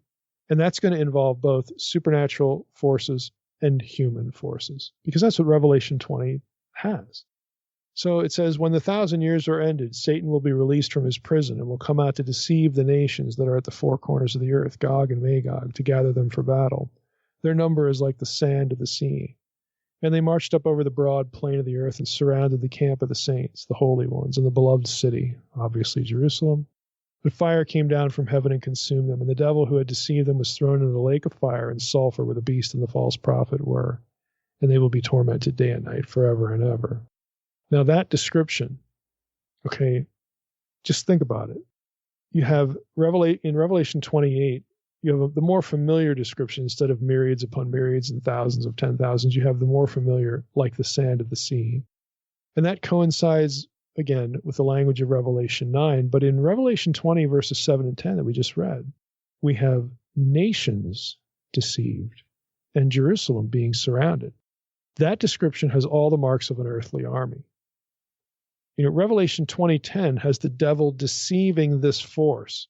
So the army must, at least in part, and I would say perhaps substantially, be understood as human enemies and warriors. The point is that demons don't need to be deceived to march against Jerusalem. It doesn't make any sense. Again, so I think what we have here is both. We've got both going on. Again, back to the old war of gods and men at the final apocalyptic conflict the Armageddon kind of thing. And I know if you're into prophecy, you're thinking, well, Mike, you're confused. You're it's Revelation 20 and 10. That's after the millennium, and Armageddon's before that. And okay, that's what a theological system tells you. If you want more information on Ezekiel 38 and stuff like this, go back to the series on Ezekiel and look up the episodes on Ezekiel 38 and 39. And the book of Revelation, there are things in Revelation 20 that occur earlier in the book of Revelation and that attach to Ezekiel 38 and 39, namely Gog and Magog. And at least in this portion of Ezekiel, or with these elements, this is not a linear chronology. It is a reiterative cycling through of the same events. Okay, so I'm not confused. I'm just not following a theological system. What we have here, again, is a description of the characters that are going to, things that are going to be taking shape in two different passages. When we get later in the book of Revelation, you're going to see how these things cycle through and mirror each other. There are things, I'll just to telegraph it, there are things in Revelation 8 and 9 and 13 and 17, okay, and 20 that are basically the same. And this is where we get what's called the recapitulation view of Revelation, where we don't have a linear chronology of events in Revelation. We have some linear chronology. I mean, there is a progression, but we also have events that are described in cycles. Describe an event with 5 or 6 motifs, and then the same event, 5 or 6 motifs. Maybe you add another one, gets done later, and then it cycles through a third time and a fourth time. It's like loops. It's like a Ferris wheel, connected. It's not linear. It's like repeated cycles of the same thing. That does happen in the book of Revelation. And if you're used to interpreting Revelation as only a linear chronology, you never even run into that idea, because you've been taught not to see it. Because you've been taught to approach the book as a linear chronology only. And again, that's why you have the theological system you do, and why somebody else has the theological system they do. I don't care about systems, okay? All I care about is how these things hook back into the Old Testament. And again, the passages do bounce off each other. And ultimately, again, as we have the greatest amount of clarity, or I shouldn't say the greatest, but we have a much greater amount of clarity if we take Armageddon not as a conflict over Megiddo sometime during the quote-unquote Great Tribulation, maybe or maybe not Armageddon. Okay, throw all that out. If you understand, Armageddon as a war for Jerusalem, because it's the Hebrew tongue, Har Mageddon, Har Mored, the Mount of Assembly, the place where God dwells and where God's counsel is. I mean, this is Zion. This is Zion theology from the Old Testament, back and forth, and 3 times over. If you understand it that way, then you can see how some of these things repeat. And it doesn't really matter if we understand all the repetitions. What matters is all of this is building to the climax for Zion. It's a war between supernatural forces and human forces for God's holy city, for Zion, for Jerusalem. That is what the book leads to, this conflict. So again, you can clean up a lot of the clutter, again, that systems develop, and all this presumed precision of events and linear chronology. Most of that just doesn't work. If you're looking back at the Old Testament, because these passages that recycle hook into the same Old Testament passages. Again, that's another clue that John is using. In this case, what does he use? He uses Joel 1 and 2. He uses Jeremiah 51, Jeremiah 56, a couple of other things in smaller ways, but he's going to use these passages again elsewhere, and he's already used them in some places. Exodus imagery, we'll see some more of that. John is using a fairly small set of Old Testament passages, and he keeps dipping into them to describe the same series of events. That's what he's doing here. That's why you see him dipping into the same passages. He's not dipping into them to say something different. And if it's a linear chronology, why would he keep going back to the stuff he's already alluded to? So again, I don't want to drift into system analysis here and all that, but I know there's going to be some in the audience that just think, when I'm talking about Revelation 20 and I hook that into Armageddon, that I'm hopelessly confused. No, actually I'm not. I'm just not following a system. So I just wanted to add that. So we're going to end here. There's more that we could say, but we This brings us really in Old Testament terms to the end of Revelation 9. So next time we're going to hit Revelation 10. Again, we are through 6 trumpets now. There's 1 to go. But there's obviously other things that are going to pop up here in the book. And we're going to just keep doing the same thing. What John's doing has deep Old Testament antecedents. And so what are they? And what might they indicate? Again, in this case, it's demonic imagery. It's imagery that he and other writers used for supernatural evil beings. But it doesn't exclude. In fact, I would say in some respects, it certainly would include human armies as well. And if you think back to the Deuteronomy 32 worldview, this is the way things work. The human enemies of God, the human empires against God's people, are being controlled and manipulated. They are under dominion. They are under judgment. They are being held, again, captive, enslaved by supernatural, quote-unquote, princes, to use Daniel's language in Daniel 10. But that language is drawn from Deuteronomy 32, the judgment at Babel. If you've read Unseen Realm, this is all familiar to you. If you haven't, you need to go read the book just to get up to speed here. But with that, we're going to end here and on to Revelation 10. Yeah, when I first learned to not read Revelation in a linear fashion, that was a big concept for me. It was for me.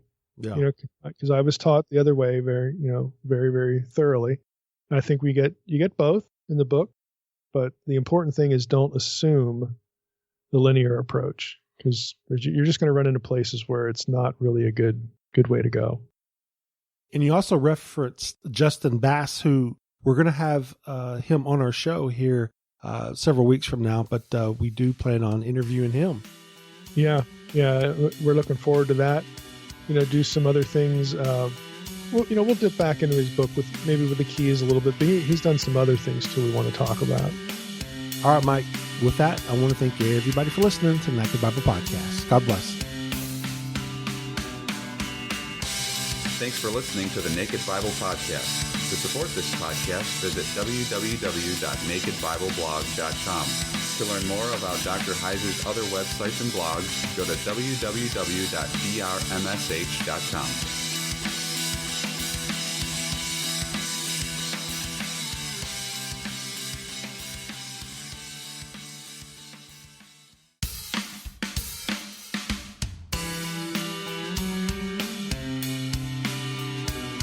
You're listening to the Naked Bible Podcast. To support this podcast, go to nakedbiblepodcast.com and click on the support link in the upper right-hand corner. If you're new to the podcast and Dr. Heiser's approach to the Bible, click on New Start Here at nakedbiblepodcast.com. Welcome to the Naked Bible Podcast, episode 378, Revelation 10.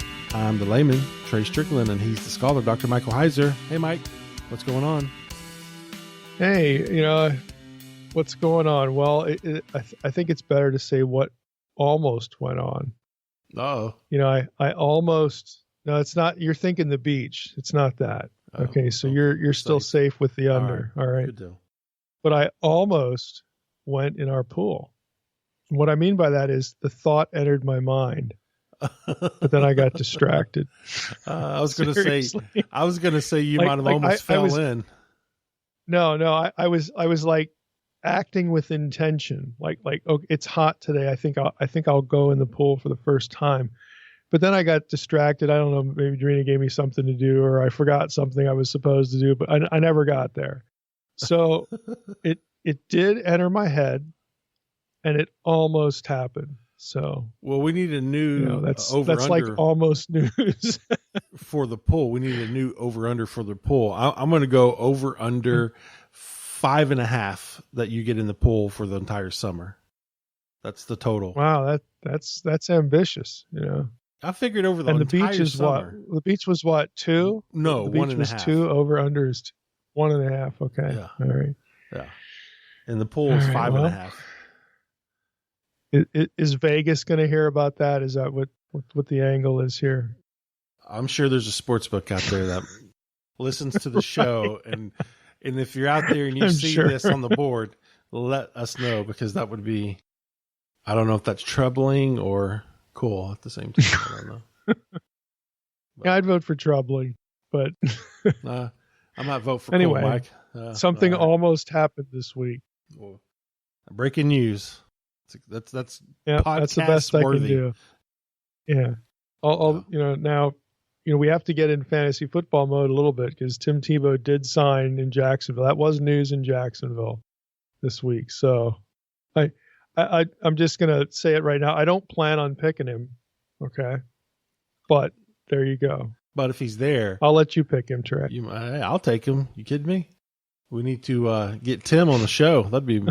You need to work your magic. I know you got connections there, Mike, with Jaguars. I know he lives about 10 minutes from me. Let's get him on the show. It's Tebow, so let's get him on the show. We can't even get him into church. Because he's been at the church before. And it's like we actually had this discussion in the office. It's like, Tebow is going to retire from baseball, and so he's going to. You don't want to put up with spring training anymore. He's going to be home more, why, because we have this TV channel thing, at Awakening. And it's like, surely he'd have something he'd want to talk about. And then like a week later, we hear this football news. It's like, well, there that goes, and now he's going to be tied up with that. So I don't know, maybe at some point we'd actually make some kind of connection, but yeah. Does he go? Yeah. If I could get him on the podcast, we would do that. No, I don't know where he goes. Oh, okay. But it's not at Celebration. No. All right. Well, he has spoken there before in the past, probably like, I don't know, 15 years ago or something. But there are a few people who know him, and we got one guy on staff that played for the Jags too. So that would be an easy kind of contact to make. But maybe at some point. Well, there you go, Tim. If you're listening, open invitation. There you go. There you go. Open invitation. My phone is turned on. All right, Mike. Well, if he is listening, he might be offended that I just said I wouldn't pick him. So maybe I'll rethink that. I don't know. No, it's too late. I got him. It depends how the draft is looking. All right, Mike. Well, we're almost halfway through Revelation. Almost. Just like you almost got in the pool. That's right. Well, I'd say the chances are more secure that we'll finish Revelation than I'll get in the pool. But I don't know. It just the thought might reemerge in my head, and again, the clouds may part, and I might actually go in. So who knows? Well, we won't hold our breath. That's good. That's good. That's good advice right there. We're in Revelation 10 today. I actually did have that thought too. It's like, wow, we're like almost halfway. And I think what probably made me think about it was Revelation 11, because, we're going to be tackling that next time in the Revelation series, obviously, because we're going to do chapter 10 today. And I don't know how I'm going to do chapter 11, to be honest with you, because this is linked to the ending of the second novel.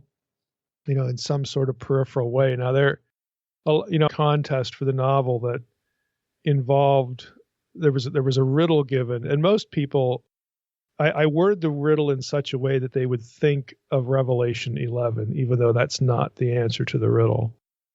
But it's like, how do I discuss Revelation 11 without like giving anything away? Because it's related to the answer. It's not the answer, but there's some relation. And I have to be careful not to trip myself up here.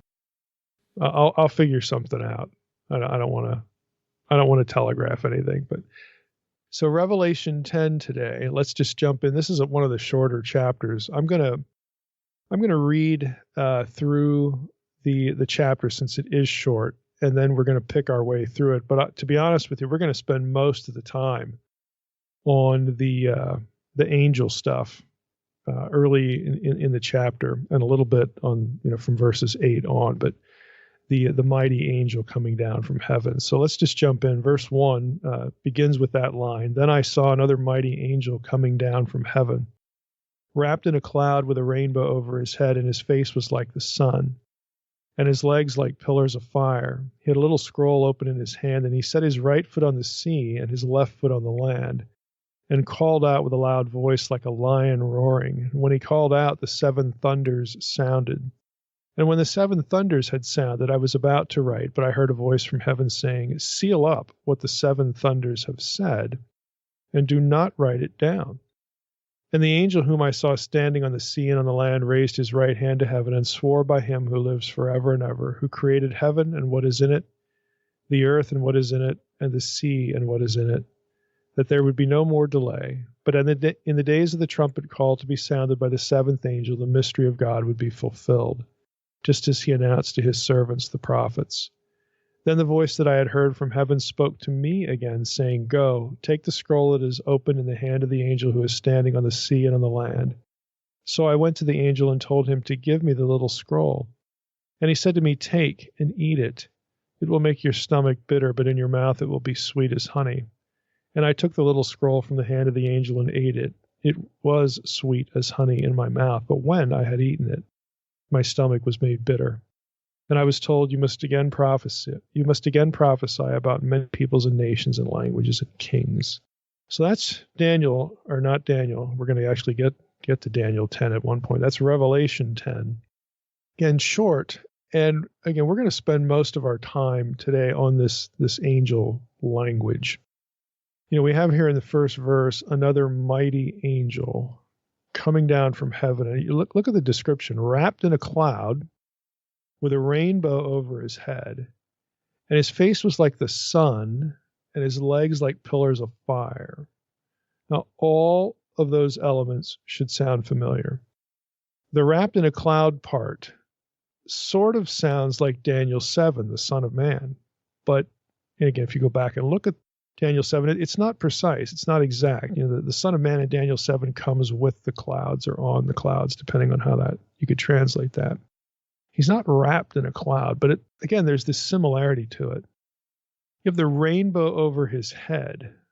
Now that sounds like Revelation 4, verse 3.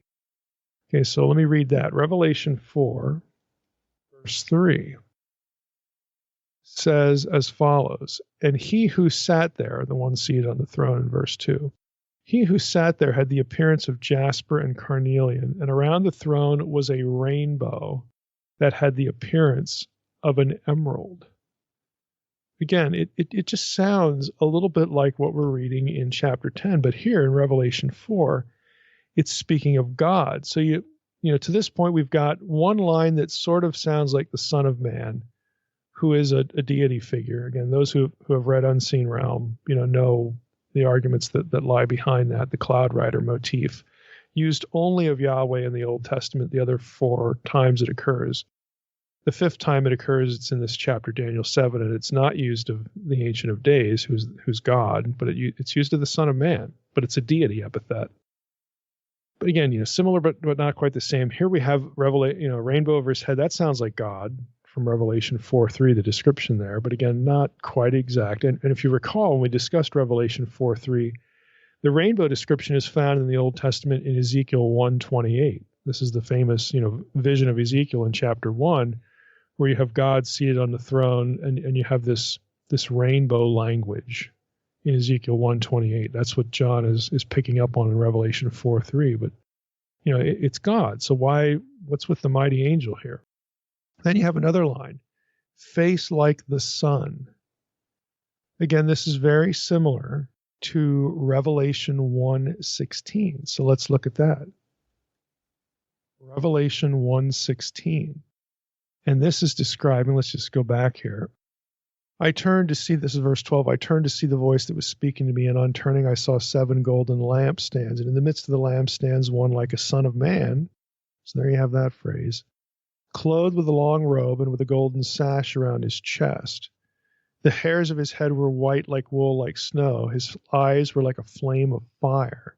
See, remember, this is the passage where we have Jesus described, in Daniel 7 language, and it's not only the Son of Man stuff that you would expect, but the Ancient of Days description in Daniel 7 is transferred to Jesus here.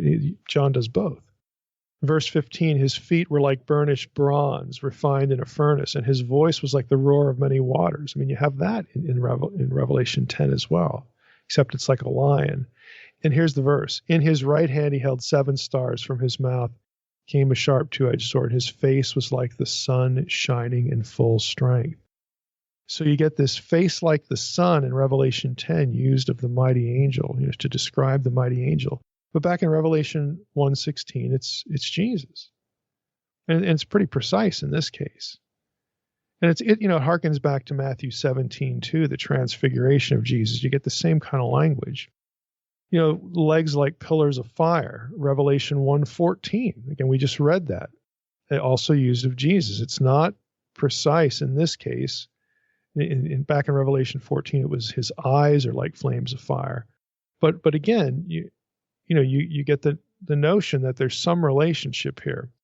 You get the eyes like fire as well in Revelation 2:8 and later in Revelation 19:12. So what in the world's going on here? We have a mighty angel described the ways that Jesus is described and the ways that God is described. So how do we reconcile Jesus and God, who are uncreated, eternal beings, the Godhead thing, with a mighty angel getting described the same way? Now, I'm going to suggest, and this isn't new to me. This is, again, part of the whole discipline known as, Jewish Christology or Jewish binitarian monotheism against the two powers stuff. But I'm going to suggest that this is a case of what scholars call angelomorphic Christology. That is, it is similar to John's earlier merging of certain Old Testament passages about the Son of Man and the Ancient of Days to point to Jesus. Here, though, in this case, we're going to see John combine Old Testament theophany motifs that were used to describe three figures in the Old Testament. God, that's one. Second, the angel of Yahweh, angel of the Lord. That's number two. And number three, the divine man who is or is of greater authority than Gabriel and Michael in the book of Daniel. So those three figures, there's God, there's the angel of the Lord who is God. Again, it's the two Yahwehs thing. And then there's this character in Daniel, the divine man who is above Gabriel and Michael in the book of Daniel. He's never given a name. He's just described. Those three figures are described in certain ways that Revelation 10 uses.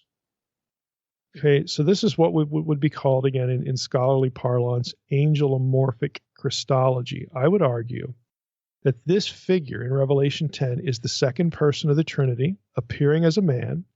He is called an angel here because of the Old Testament angel of Yahweh motifs. Hence, again, this category in the study of Jewish Christology or Jewish binitarian monotheism, there's a category called angelomorphic Christology. Now, the point of the category, lest this be misunderstood, the point of the category is not that the risen Christ was an angel and therefore created. That is not the point in the academic discussion. It's not just me, but just generally in the academic discussion. That is not the point. Because this angel, it goes back to the angel of the Lord who is Yahweh. He's not created. So that's sort of that would be an amateurish, axe to grind sort of quote unquote mistake or intentional error designed to deny the deity of Christ. That's not what we're talking about here. And again, neither do academics that are into this. Rather, this language, angelomorphic Christology, is to associate the risen Christ with the angel who is God. That's why the category, gets labeled the way it is. This is easy to get wrong, again, on the part of those who cannot or will not see the close association between Yahweh himself and his angel in the Old Testament. Once you discern the two Yahweh figures, again, go back to my book, The Unseen Realm. Once you have that in your head, you can parse this language here. So let's unpack it a little bit. Now, On writes of the description in the first few verses of Revelation 10. He talks about the mighty angel. He says, apparently, when it says another, okay, let's go back to Revelation 10 just so that we can follow or track with what On is saying here briefly. Then I saw another mighty angel. That's the way chapter 10 opens. On says another here apparently refers to the only, angelos iskyros, mighty angel mentioned earlier, that is in Revelation 5:2. Now Charles, again, Charles was a early 20th century scholar of Revelation and Enoch. Okay, his name's, R.H. Charles. His name's going to be familiar to a lot of you. Charles speculated that Gabriel could be identified as the mighty angel. This was his take. Why? Owen says he does this since the Hebrew term Gibor, mighty one, can refer to Gabriel. Gibor, Gavriel. Okay, it's the same consonants. Gabriel means mighty one of God. Owen continues, there is, however, no reason to suppose that the author had any particular angel in view, and I would agree with Owen's assessment there against Charles. He writes, this is a formal link between two text units that deal with scrolls. Bauckham argues that the unique role of this angel and the majestic way in which he is described suggest that he should be identified with the centrally significant revelatory angel of Revelation 1:1 and Revelation 22:16, because it is the scroll in Revelation 10 that contains the primary content of John's prophetic revelation. Okay, and then Bauckham has 3 points. 1, God gave the revelation to Jesus Christ. That's Revelation 1:1, who is the Lamb, and again, who received the scroll from the hand of the one seated on the throne. It's Revelation 5:7. Point number 2, the revelation of Jesus Christ, Revelation 1:1, points to the Lamb who opened the scroll and revealed its contents. That's Revelation 6:1 through 8:1. And third point, he made it known by sending his angel to his servant John, Revelation 1:1. That is, the angel brings the open scroll from heaven and gives it to John in Revelation 10:2 and 8. So what Bauckham is saying, that's the end of the on quote, but what Bauckham is saying here is that the revelation given to Jesus and Jesus being the Lamb and the Lamb opening the scroll and then the scroll getting handed to John, these things are interconnected in these passages. Now, the first two observations of Bauckham have the revelation given to Jesus, who is the Lamb. That's kind of obvious. So then Bauckham goes on to note, he made it known by sending his angel to his servant John. Now, that makes it sound like Jesus cannot be this angel. And again, I'm going to disagree. Because if the content of Revelation 1:1 is supposed to have Jesus play the role of God in the Old Testament, in effect occupying the God slot in the two powers pattern of the Old Testament, then Jesus and the angel can be co-identified. And you can still do that. In the book of Revelation, you have the risen Christ, again, being portrayed in this way, and the angel language is used of him, again, to take the reader's mind back to the angel who is God in the Old Testament. That's the trajectory that I'm going to suggest. And again, this isn't unique to me. This is, again, something that gets discussed in the two powers discussion more broadly in New Testament scholarship. Now, by way of illustration, let's go back to Exodus 23. It's a familiar two powers passage. God says to Moses, "Behold, I send an angel before you to guard you on the way and bring you to the place that I have prepared. Pay careful attention to him and obey his voice. Do not rebel against him, for he will not pardon your transgressions, for my name is in him. But if you carefully obey his voice and do all that I say, then I will be an enemy to your enemies and an adversary to your adversaries." Here's verse 23. "When my angel goes before you," so on and so forth. So God is the sender. I send an angel. But yet the angel is referred to as my angel, who has God's name in him.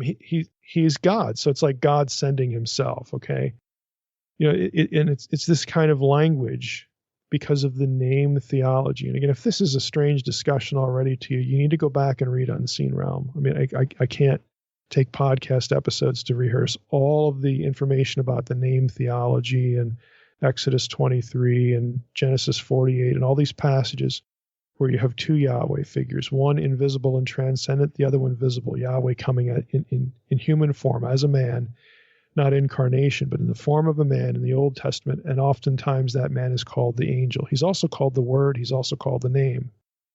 He's also the one who rides the clouds. I mean, all these things are related.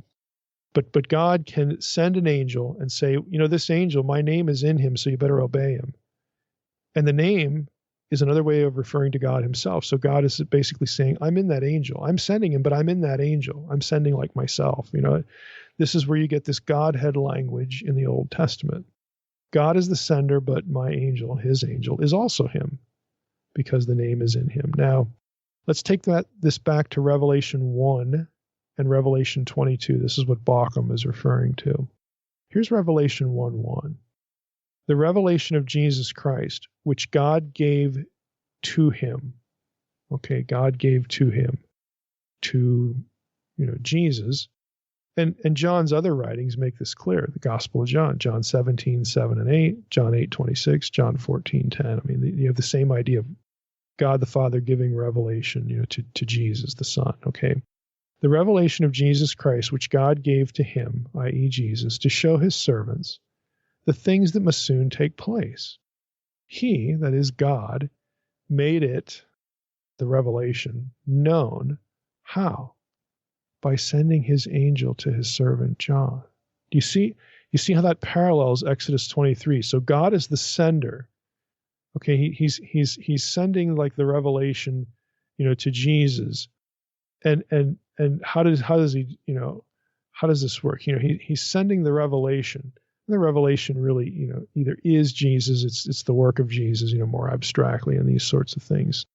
How does he make this revelation known to John? Well, he sends his angel. And if you read through Revelation 1, and when we get to Revelation 22, listen to what Jesus himself says. I, Jesus, have sent my angel to testify to you about these things for the churches. Here Jesus is in the God role, sending his angel, whereas in Revelation 1:1, God is in that role, sending Jesus, i.e. his angel. And you go back to again, Revelation 10, you've got this angel who's characterized 4 or 5 ways, the way God is and the way the angel of the Lord is, but he's nevertheless called an angel. He's also characterized the way Jesus is characterized by John early in Revelation, but he's called an angel. I mean, all of these things are sort of similar ways of expressing the same idea, and that idea can be summed up with 2 words, angelomorphic Christology. We're talking about Jesus, the risen Christ, okay, as a deity figure, but using angel terminology of him to specifically link him back to the Old Testament 2 powers idea of God sending an angel who really was God anyway. Again, it's a convoluted sort of thing, and this is why there's so much commentary on Revelation 1:1, on Revelation 22:16, on Revelation 10, the first few verses. Okay, on says God is the ultimate source of revelation, and Christ, the agent of that revelation, transmits it to believers. Right, he does. But then in chapter 22, Jesus plays the God role, where he's sending an angel, to testify to John. Like he again it's like the slots are interchangeable. And that's part of both the interpretive problem for us because the language sounds so odd. But again, if we realize how God and the angel in the Old Testament were interchangeable, they're the same but different, okay? If we realize that, John is kind of doing the same sort of things here in the book of Revelation that Old Testament writers do with God and the angel, the 2 Yahwehs. How they're different, but yet they're the same. The same thing is happening here. And the reason we get angel language or things said about this figure in Revelation 10 called the mighty angel is because of this. Because this is John again using this language, using angel language of a being that he has earlier, he describes this being in ways that he earlier described both God and Jesus, the Ancient of Days and the Son of Man. But nevertheless, he uses angel terminology here. The only way to sort of coherently unpack that is to have the 2 powers idea, the 2 Yahwehs idea.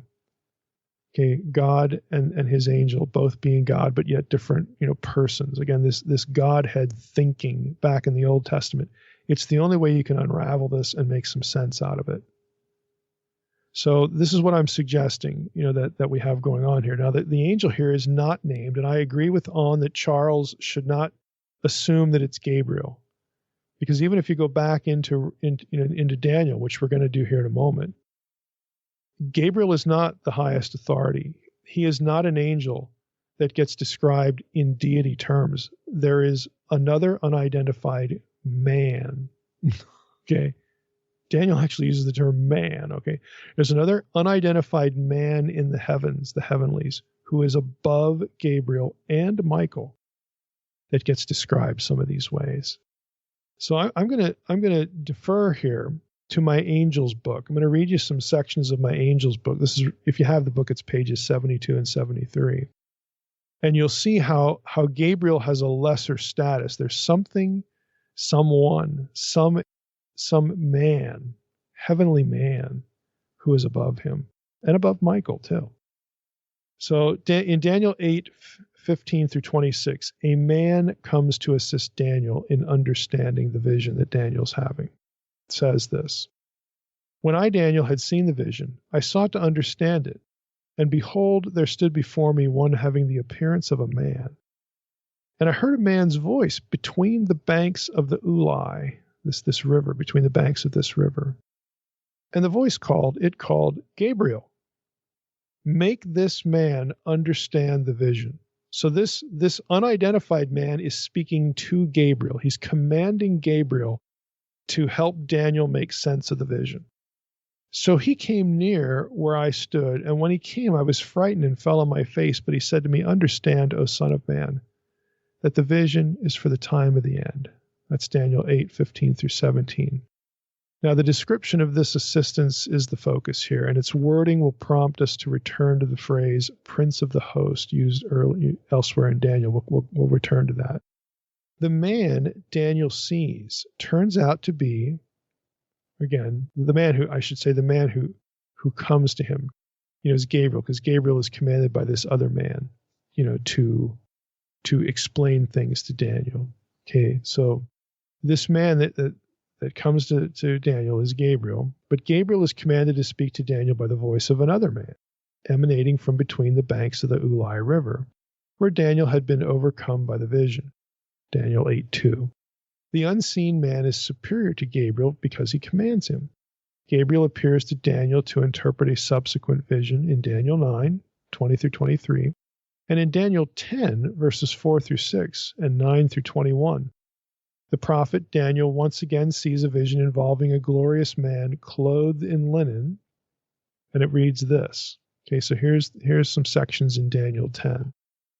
"On the 24th day of the first month, as I was standing on the bank of the great river that is the Tigris, I lifted up my eyes and looked, and behold, a man clothed in linen with a belt of fine gold from Uphaz around his waist." Okay, the sash around the waist. We've already seen that in the book of Revelation. We've also seen what follows here. "His body was like beryl, his face like the appearance of lightning, his eyes like flaming torches, his arms and legs like the gleam of burnished bronze, and the sound of his words like the sound of a multitude." Okay, all that you can find in Revelation 1, Revelation 10. Okay, Revelation 1, it's Jesus. Revelation 10, it's the mighty angel. So again, it's angelomorphic Christology. But so here we have this mystery man again, and this is how the mystery man is described, the one who had commanded Gabriel. So back to Daniel 10, we read, "Then I heard the sound of his words, and as I heard the sound of his words, I fell on my face in deep sleep with my face to the ground. And behold, a hand touched me and set me trembling on my hands and knees, and he said to me, 'O Daniel, man greatly loved, understand the words that I speak to you and stand upright, for now I have been sent to you.' And when he had spoken this word to me, I stood up trembling. Then he said to me, 'Fear not, Daniel, for from the first day that you set your heart to understand and humbled yourself before your God, your words have been heard, and I have come because of your words. The prince of the kingdom of Persia withstood me 21 days. But Michael, one of the chief princes, came to help me, for I was left there with the kings of Persia and came to you to understand what is to happen to your people in the latter days, for the vision is for days yet to come.'" Let me stop there. So this superior man, this man who is above Gabriel, and apparently, above Michael because Michael is assisting him. This man himself was sent, okay, by somebody. We don't read by who in Daniel 10, but the implication is God, okay? So God sending his, doesn't say angel in the passage, but you get the idea that, God can send his angel and the angel can still be God. So you're getting that feel again in Daniel 10. We have a figure here that is above, Michael and above Gabriel. Michael is one of the chief princes, but this figure is above the chief princes. Why? Because he's above Gabriel, and Gabriel again is one of the archangels too. So again, we have a superior figure, just ontologically superior figure, who he himself gets sent again by, the implication is by God, but he can still be God because of Exodus 23 and some of these other passages, in the Old Testament elsewhere. When he had spoken to me according to these words, Daniel says, I turned my face to the ground and I was mute, and behold, one in the likeness of the children of man touched my lips. So there's another figure in here. Then I opened my mouth and spoke, and I said to him who stood before me, O my Lord, by reason of the vision pains have come upon me, and I retain no strength. How can my Lord's servant talk with my Lord? For now no strength remains in me, and no breath is left in me. Again, one having the appearance of a man touched me and strengthened me, and he said, O man greatly loved, fear not, peace be with you, be strong and of good courage. Which is, again, interesting. There's where else that occurs in the Old Testament. I don't want a rabbit trail. And as he spoke to me, I was strengthened and said, Let my Lord speak, for you have strengthened me. Then he said, Do you know why I have come to you? But now I will return to fight against the prince of Persia. And when I go, behold, the prince of Greece will come. But I will tell you what is inscribed in the book of truth. There is none who contends by my side against these except Michael, your prince. Okay, Michael's like the good guy, he helps me. Again, Michael is the prince, of Israel. But this figure is not Michael. He's referring to Michael. So we can't conflate these figures. And there are certain traditions that do that, like Seventh-day Adventism. They're clearly different. And Michael is one of the chief princes, like Gabriel is. But this guy commands chief princes. They're different people. They're different, figures, okay? So to summarize some of the things to notice here about the exchange, first, this man, again, in either Daniel 8 or Daniel 10, he's not identified as Gabriel. Second, the speaking man was opposed by the prince of Persia and Greece. Third, the man is not only distinct from Gabriel, he's also not Michael, since he refers to Michael in the third person. Michael assisted this unidentified figure in his spiritual warfare against the prince of Persia. Fourth, the unidentified figure later touches Daniel to strengthen him, informing him in the first person, I will return to fight against the prince of Persia, adding that he expects the prince of Greece will also be part of the battle. And while the man is never identified by name in Daniel 10, it's clear he's neither Gabriel or Michael. Now we meet this man again in Daniel 12. Okay? So we have here, at that time shall arise Michael, the great prince who has charge of your people, and there shall be a time of trouble such as never has been since there was a nation till that time. But at that time your people shall be delivered, everyone whose name shall be found written in the book. Then I, Daniel, looked, and behold, two others stood, one on this bank of the stream and one on that bank of the stream. And someone said to the man clothed in linen. So there's the man clothed in linen again. Okay, it's not Michael because Michael's getting talked about. Okay, someone said to the man clothed in linen who was above the waters, remember, above the Ulai and above the Tigris, okay, how long shall it be till the end of these wonders? So the man clothed in linen, again, takes us back to the initial appearance of this mysterious figure in Daniel 10:5 and even in Daniel 8. Who is this man? Now, I would argue, again, I'm referencing my book here, I would argue that this mystery man is to be identified as and with the prince of the host. He's the prince who is above the whole heavenly host, okay? The prince of the host mentioned in Daniel 8:11. He is the one whom the magnified little horn opposed. Now, in this regard, I quote from an article by the author's last name is Bampfylde. I think you pronounce it Bamfeld or something like that. It's a really good article on this whole issue. And he writes this: Who then is this man? The author does not identify him with Gabriel, which he could easily have done. Daniel has already met Gabriel back in 8:16 and would have recognized him if there was a renewed acquaintanceship. If it was Gabriel, he would have known him. The man whom he sees in chapter 10 is to be identified with the one who had spoken to Gabriel and sent him to Daniel. And I heard a man's voice between the banks of the Ulai, and it called Gabriel, make this man understand the vision. The man whom Daniel sees in chapter 10, clothed in linen, is described again in 12:6 as the man clothed in linen who was above the waters of the stream. He is therefore the man whose voice Daniel heard coming from between the banks of the Ulai when he first saw Gabriel. It's the guy who's commanding Gabriel. Bamfield continues, the man is not Michael. Indeed, he appears to have a higher status than Michael, the patron of Israel, according to Daniel 10:21. This man seems not to be in charge of any particular nation, but supports those who are on, quote, his side, unquote. He is therefore to be identified with the prince of the host, Daniel 8:11. This prince of the host is not Michael, for although Michael is the patron of Israel and an archangel, he is not chief of the archangels, including in intertestamental literature. You don't get that in Enoch. He has a whole list of Enoch verses where Michael's mentioned. He's not the chief of the archangels. Back to Bamfield. In the book of Daniel, there is no possibility that Michael might be the chief prince. He is known as one of the chief princes. Daniel 10:13, whereas the prince of the host is called the prince of princes. Daniel 8:25. The man described in Daniel 10:5 and 6 is certainly not one of the highest angels, a prince and a heavenly, let me read that over again. Bamfield, so I don't misquote him. The man described in 10:5 through 6 is certainly one of the highest angels, a prince and a heavenly military commander. But neither is he to be identified with Gabriel, for he addresses Gabriel himself. Okay, so we've got, again, this mystery figure who's a higher authority, and it looks like the highest authority other than God. Okay. Now these observations are important in light of my earlier, contention that I read to you, that the commander, the prince of Yahweh's host in Joshua 5:14 is in fact the angel of Yahweh. And again, for those of you who read Unseen Realm, what the arguments are here. The captain of the Lord's host, the commander, the word is Sar, it's prince. He's the prince of the host.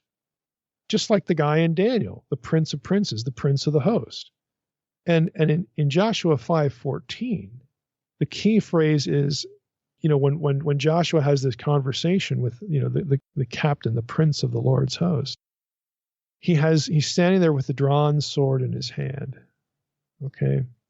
That phrase in Hebrew, the Hebrew behind that phrase, occurs only two other places in the Hebrew Bible, and they are both the angel of the Lord. It's Numbers 22 and 1 Chronicles 20. Okay. You can read this in the Angel's Book or in Unseen Realm or whatever. So I'm arguing that, again, that this mystery figure is, in fact, the angel of the Lord who is God. He is but isn't. And that's why he has this status in the book of Daniel. Now, there remains one other point to make this case, this identification. In Daniel 8, the passage where the little horn is magnified, quote, even as great as the prince of the host, verse 11, and he rises up against the prince of princes in Daniel 8:25. That has an intriguing parallel elsewhere in Daniel. Since most scholars identify the little horn as Antiochus IV, again, he's the Antichrist typological figure. And basically every view of the Antichrist notes that this typology. The little horn is the king described in Daniel 11. Okay, when the king of the north and all this stuff. So here's how it works. In Daniel 8:11 and 25, we have these two statements. The little horn became great, even as great as the prince of the host. And then that's followed by the king representing the little horn, quote, shall become great. Without warning, he shall destroy many, and he shall even rise up against the prince of princes, unquote. If you go over to Daniel 11, where the earthly figure, the earthly counterpart to the little horn figure is being talked about, here's what you read. And the king shall do as he wills. He shall exalt himself and magnify himself above every god, and shall speak astonishing things against the God of gods. He shall not pay attention to any other god, for he shall magnify himself above all. So in Daniel 8, the little horn vaunts himself against the prince of princes. In Daniel 11, this king, the earthly counterpart, vaunts himself against the God of gods. So the Prince of Princes equals the God of gods. And the only way that works is the two powers, the two Yahwehs idea. Okay, the angel of the Lord is the Prince of the host, Prince of Princes, and he's also God. That's the only way this works. So these parallels, again, lead some scholars to suggest that these titles of Daniel 8:11 and 8:25, Prince of the host, Prince of Princes, are epithets that refer to God himself. The parallels, Daniel 11:36 and 37. And again, that makes good sense if the Prince of the host and the Prince of Princes is the angel of the Lord. The Prince, English translations have the captain or commander of Yahweh's host in Joshua 5:14. And again, that figure there in Joshua 5 with the drawn sword in his hand, the Hebrew phrase occurs only two other places, and it's definitely the angel of the Lord in both of those places. So, Michael is not this guy, and he can't simultaneously be one of the chief princes and also the Prince of Princes.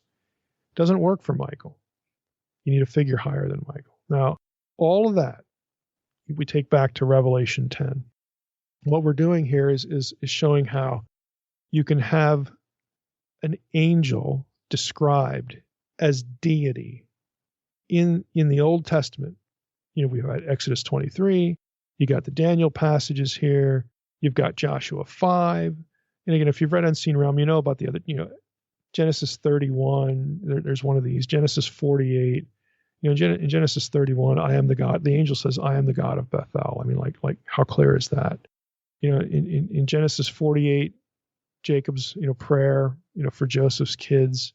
May the God who did this, may the God who did that. Third stanza, may the angel who XYZ, may he, not they, may he bless the boys. I mean, you have this co-identification of God with his angel. The invisible, God, and then the visible God is the angel. Two Yahwehs. That it happens elsewhere in the Old Testament, and what I'm suggesting here is when we hit this in Revelation 10, John's doing the same thing. So it's okay for him to use angel language to describe Jesus and even God. Okay, because he uses descriptions of Jesus and God that he's used earlier to describe both of them. Here, he's describing a mighty angel. It's okay. He's not confused because he knows the two Yahweh's paradigm in the Old Testament. So let's go to verse 5 in Revelation 10. What I've just said is not inconsistent with Revelation 10, 5 through 7. Here's what those verses say to remind you. And the angel whom I saw standing on the sea and on the land raised his right hand to heaven and swore by him who lives forever and ever, who created heaven and what is in it, and earth and what is in it, and the sea and what is in it, that there would be no more delay. But in the days of the trumpet call to be sounded by the seventh angel, the mystery of God would be fulfilled, just as he announced to his servants the prophets. Now, all that would mean is the angel who is Jesus, i.e. the angel who is God, because Jesus is God, okay, he swears by God as God the Father. He's lifting up his hand to God the Father and, swearing this oath, or again, it's this gesture of communication, so on and so forth, because it's in the hand of God the Father earlier that the scroll was. The angel of verse 7 is an unidentified, again, angel who was going to sound the seventh trumpet. But you have this particular angel, the mighty angel, who's described in deity of terms, lifting up his hand and making a vow, swearing to God himself. That's okay, because the second person of the Trinity, if you will, the angel of the Lord of the Old Testament, if you will, is the servant of God the Father. And there's no inconsistency here in terms of, later Christology that we're going to get in the New Testament and other language. So let's just keep that straight. Verses 8 and 9. Then the voice I had heard from heaven spoke to me again, saying, Go, take the scroll that is open in the hand of the angel who is standing on the sea and on the land. So I went to the angel and told him to give me the little scroll. And he said, Take it and eat it. It will make your stomach bitter, but in your mouth it will be sweet as honey. And I took the little scroll from the hand of the angel and ate it.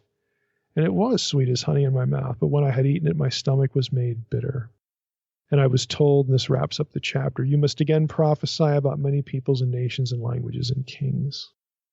Now, if you're familiar with the Old Testament, this ought to, again, you ought to know where this comes from, this eating the scroll language and having it taste like honey. Okay, this is right out of Ezekiel. All right. There are clear Old Testament antecedents to this scene where who's giving the angel in Ezekiel? God.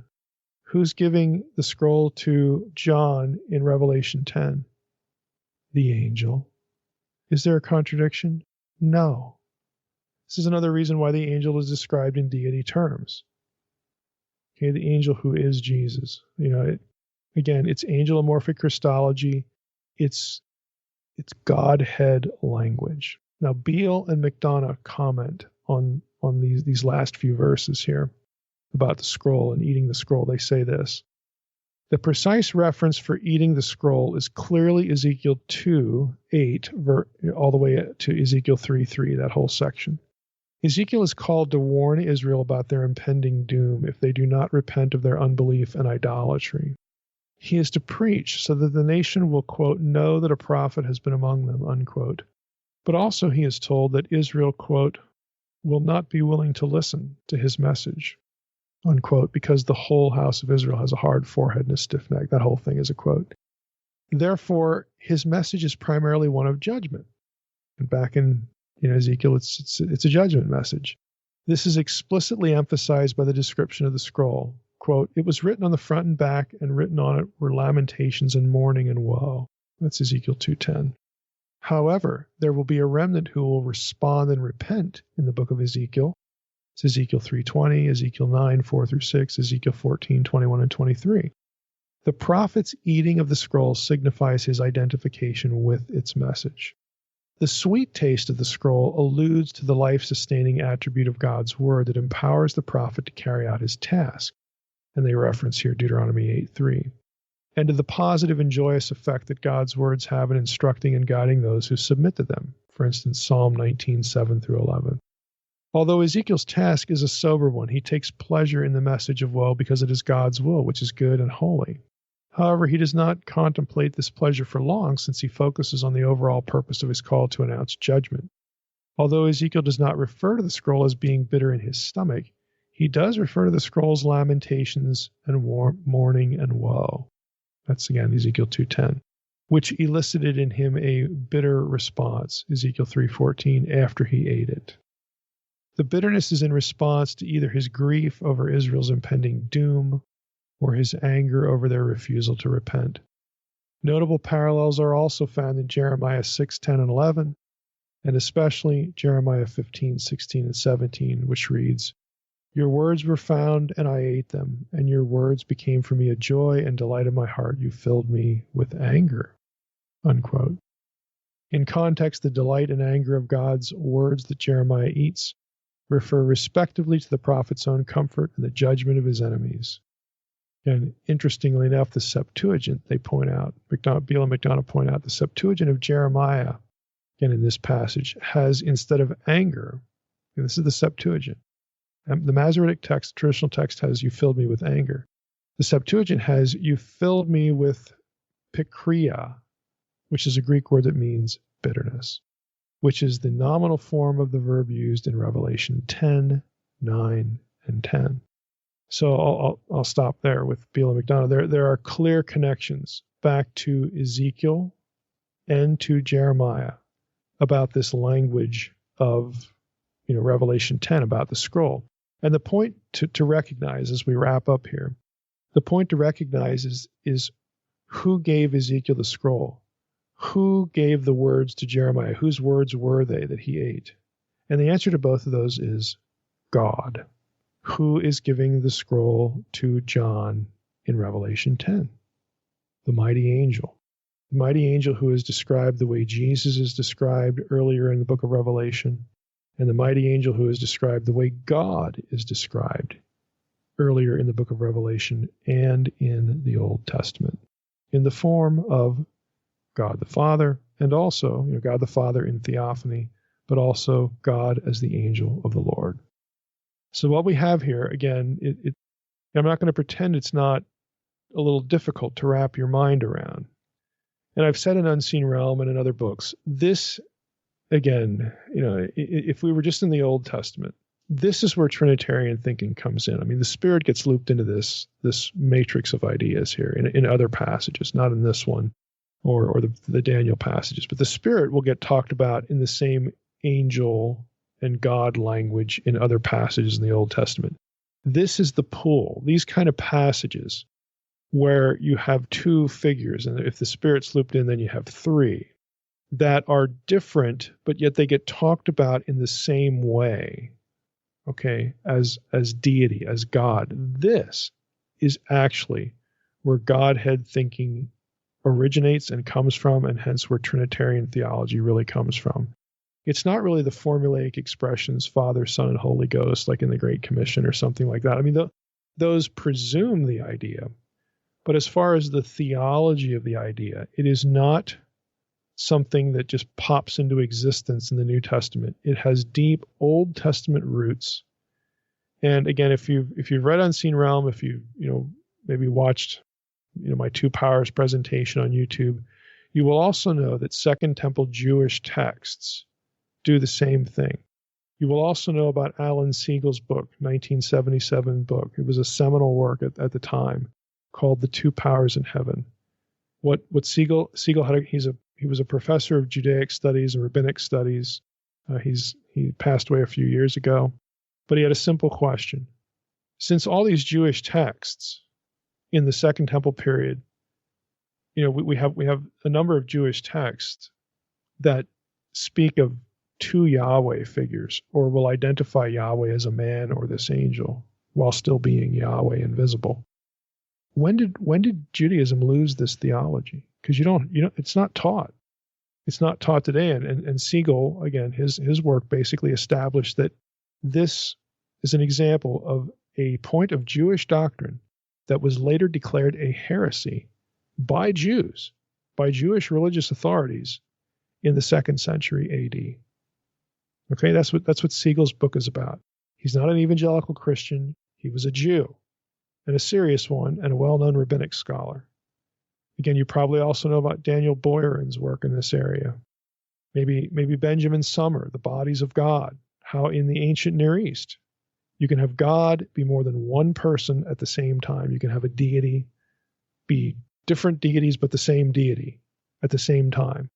Again, this is not what we think of as Trinitarian thinking, is not invented by a bunch of crazy Jesus followers in the first few centuries of what we call the early church. It is much older than that. And it's not isolated to the followers of Jesus. You get it in Judaism, you get it in the Old Testament, and even the wider ancient world at least has the category of this kind of talk. So that's Revelation 10. Again, the angel, the mighty angel, and the little scroll. So next time we're going to hit Revelation 11, which I've already, said a few things about. That'll probably take us 2 episodes in Revelation 11. I don't know. That's just a guess, but we will hit Revelation 11 next time with the 2 witnesses. And along the way in that chapter, we'll finally hit the 7th trumpet as well. Yeah, I encourage everybody to go watch your Two Powers in Heaven YouTube video. And that's probably one of the first. That's an old one, Mike. You did that a long time ago, didn't you? Yeah, it is. Yeah, I mean the first one, boy, that it's got to be more. It's got to be 10 years or more. I mean, I've done that talk since, but you can still find the original one at. It was at a Messianic congregation actually in Washington, where I did that for the first time on video. And then, what was the reception of that when you did it? Oh, they really enjoyed it. They thought it was wonderful. They had not heard of Siegel or the Two Powers idea. They were believers in Jesus, obviously, because it's a Messianic congregation, but they didn't know the backstory, to a lot of it. So they really liked it. All right, good stuff. All right, Mike.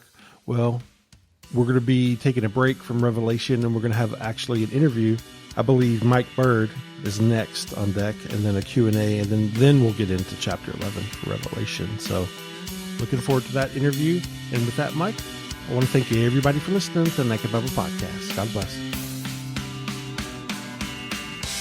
Thanks for listening to the Naked Bible Podcast. To support this podcast, visit www.nakedbibleblog.com. To learn more about Dr. Heiser's other websites and blogs, go to www.drmsh.com.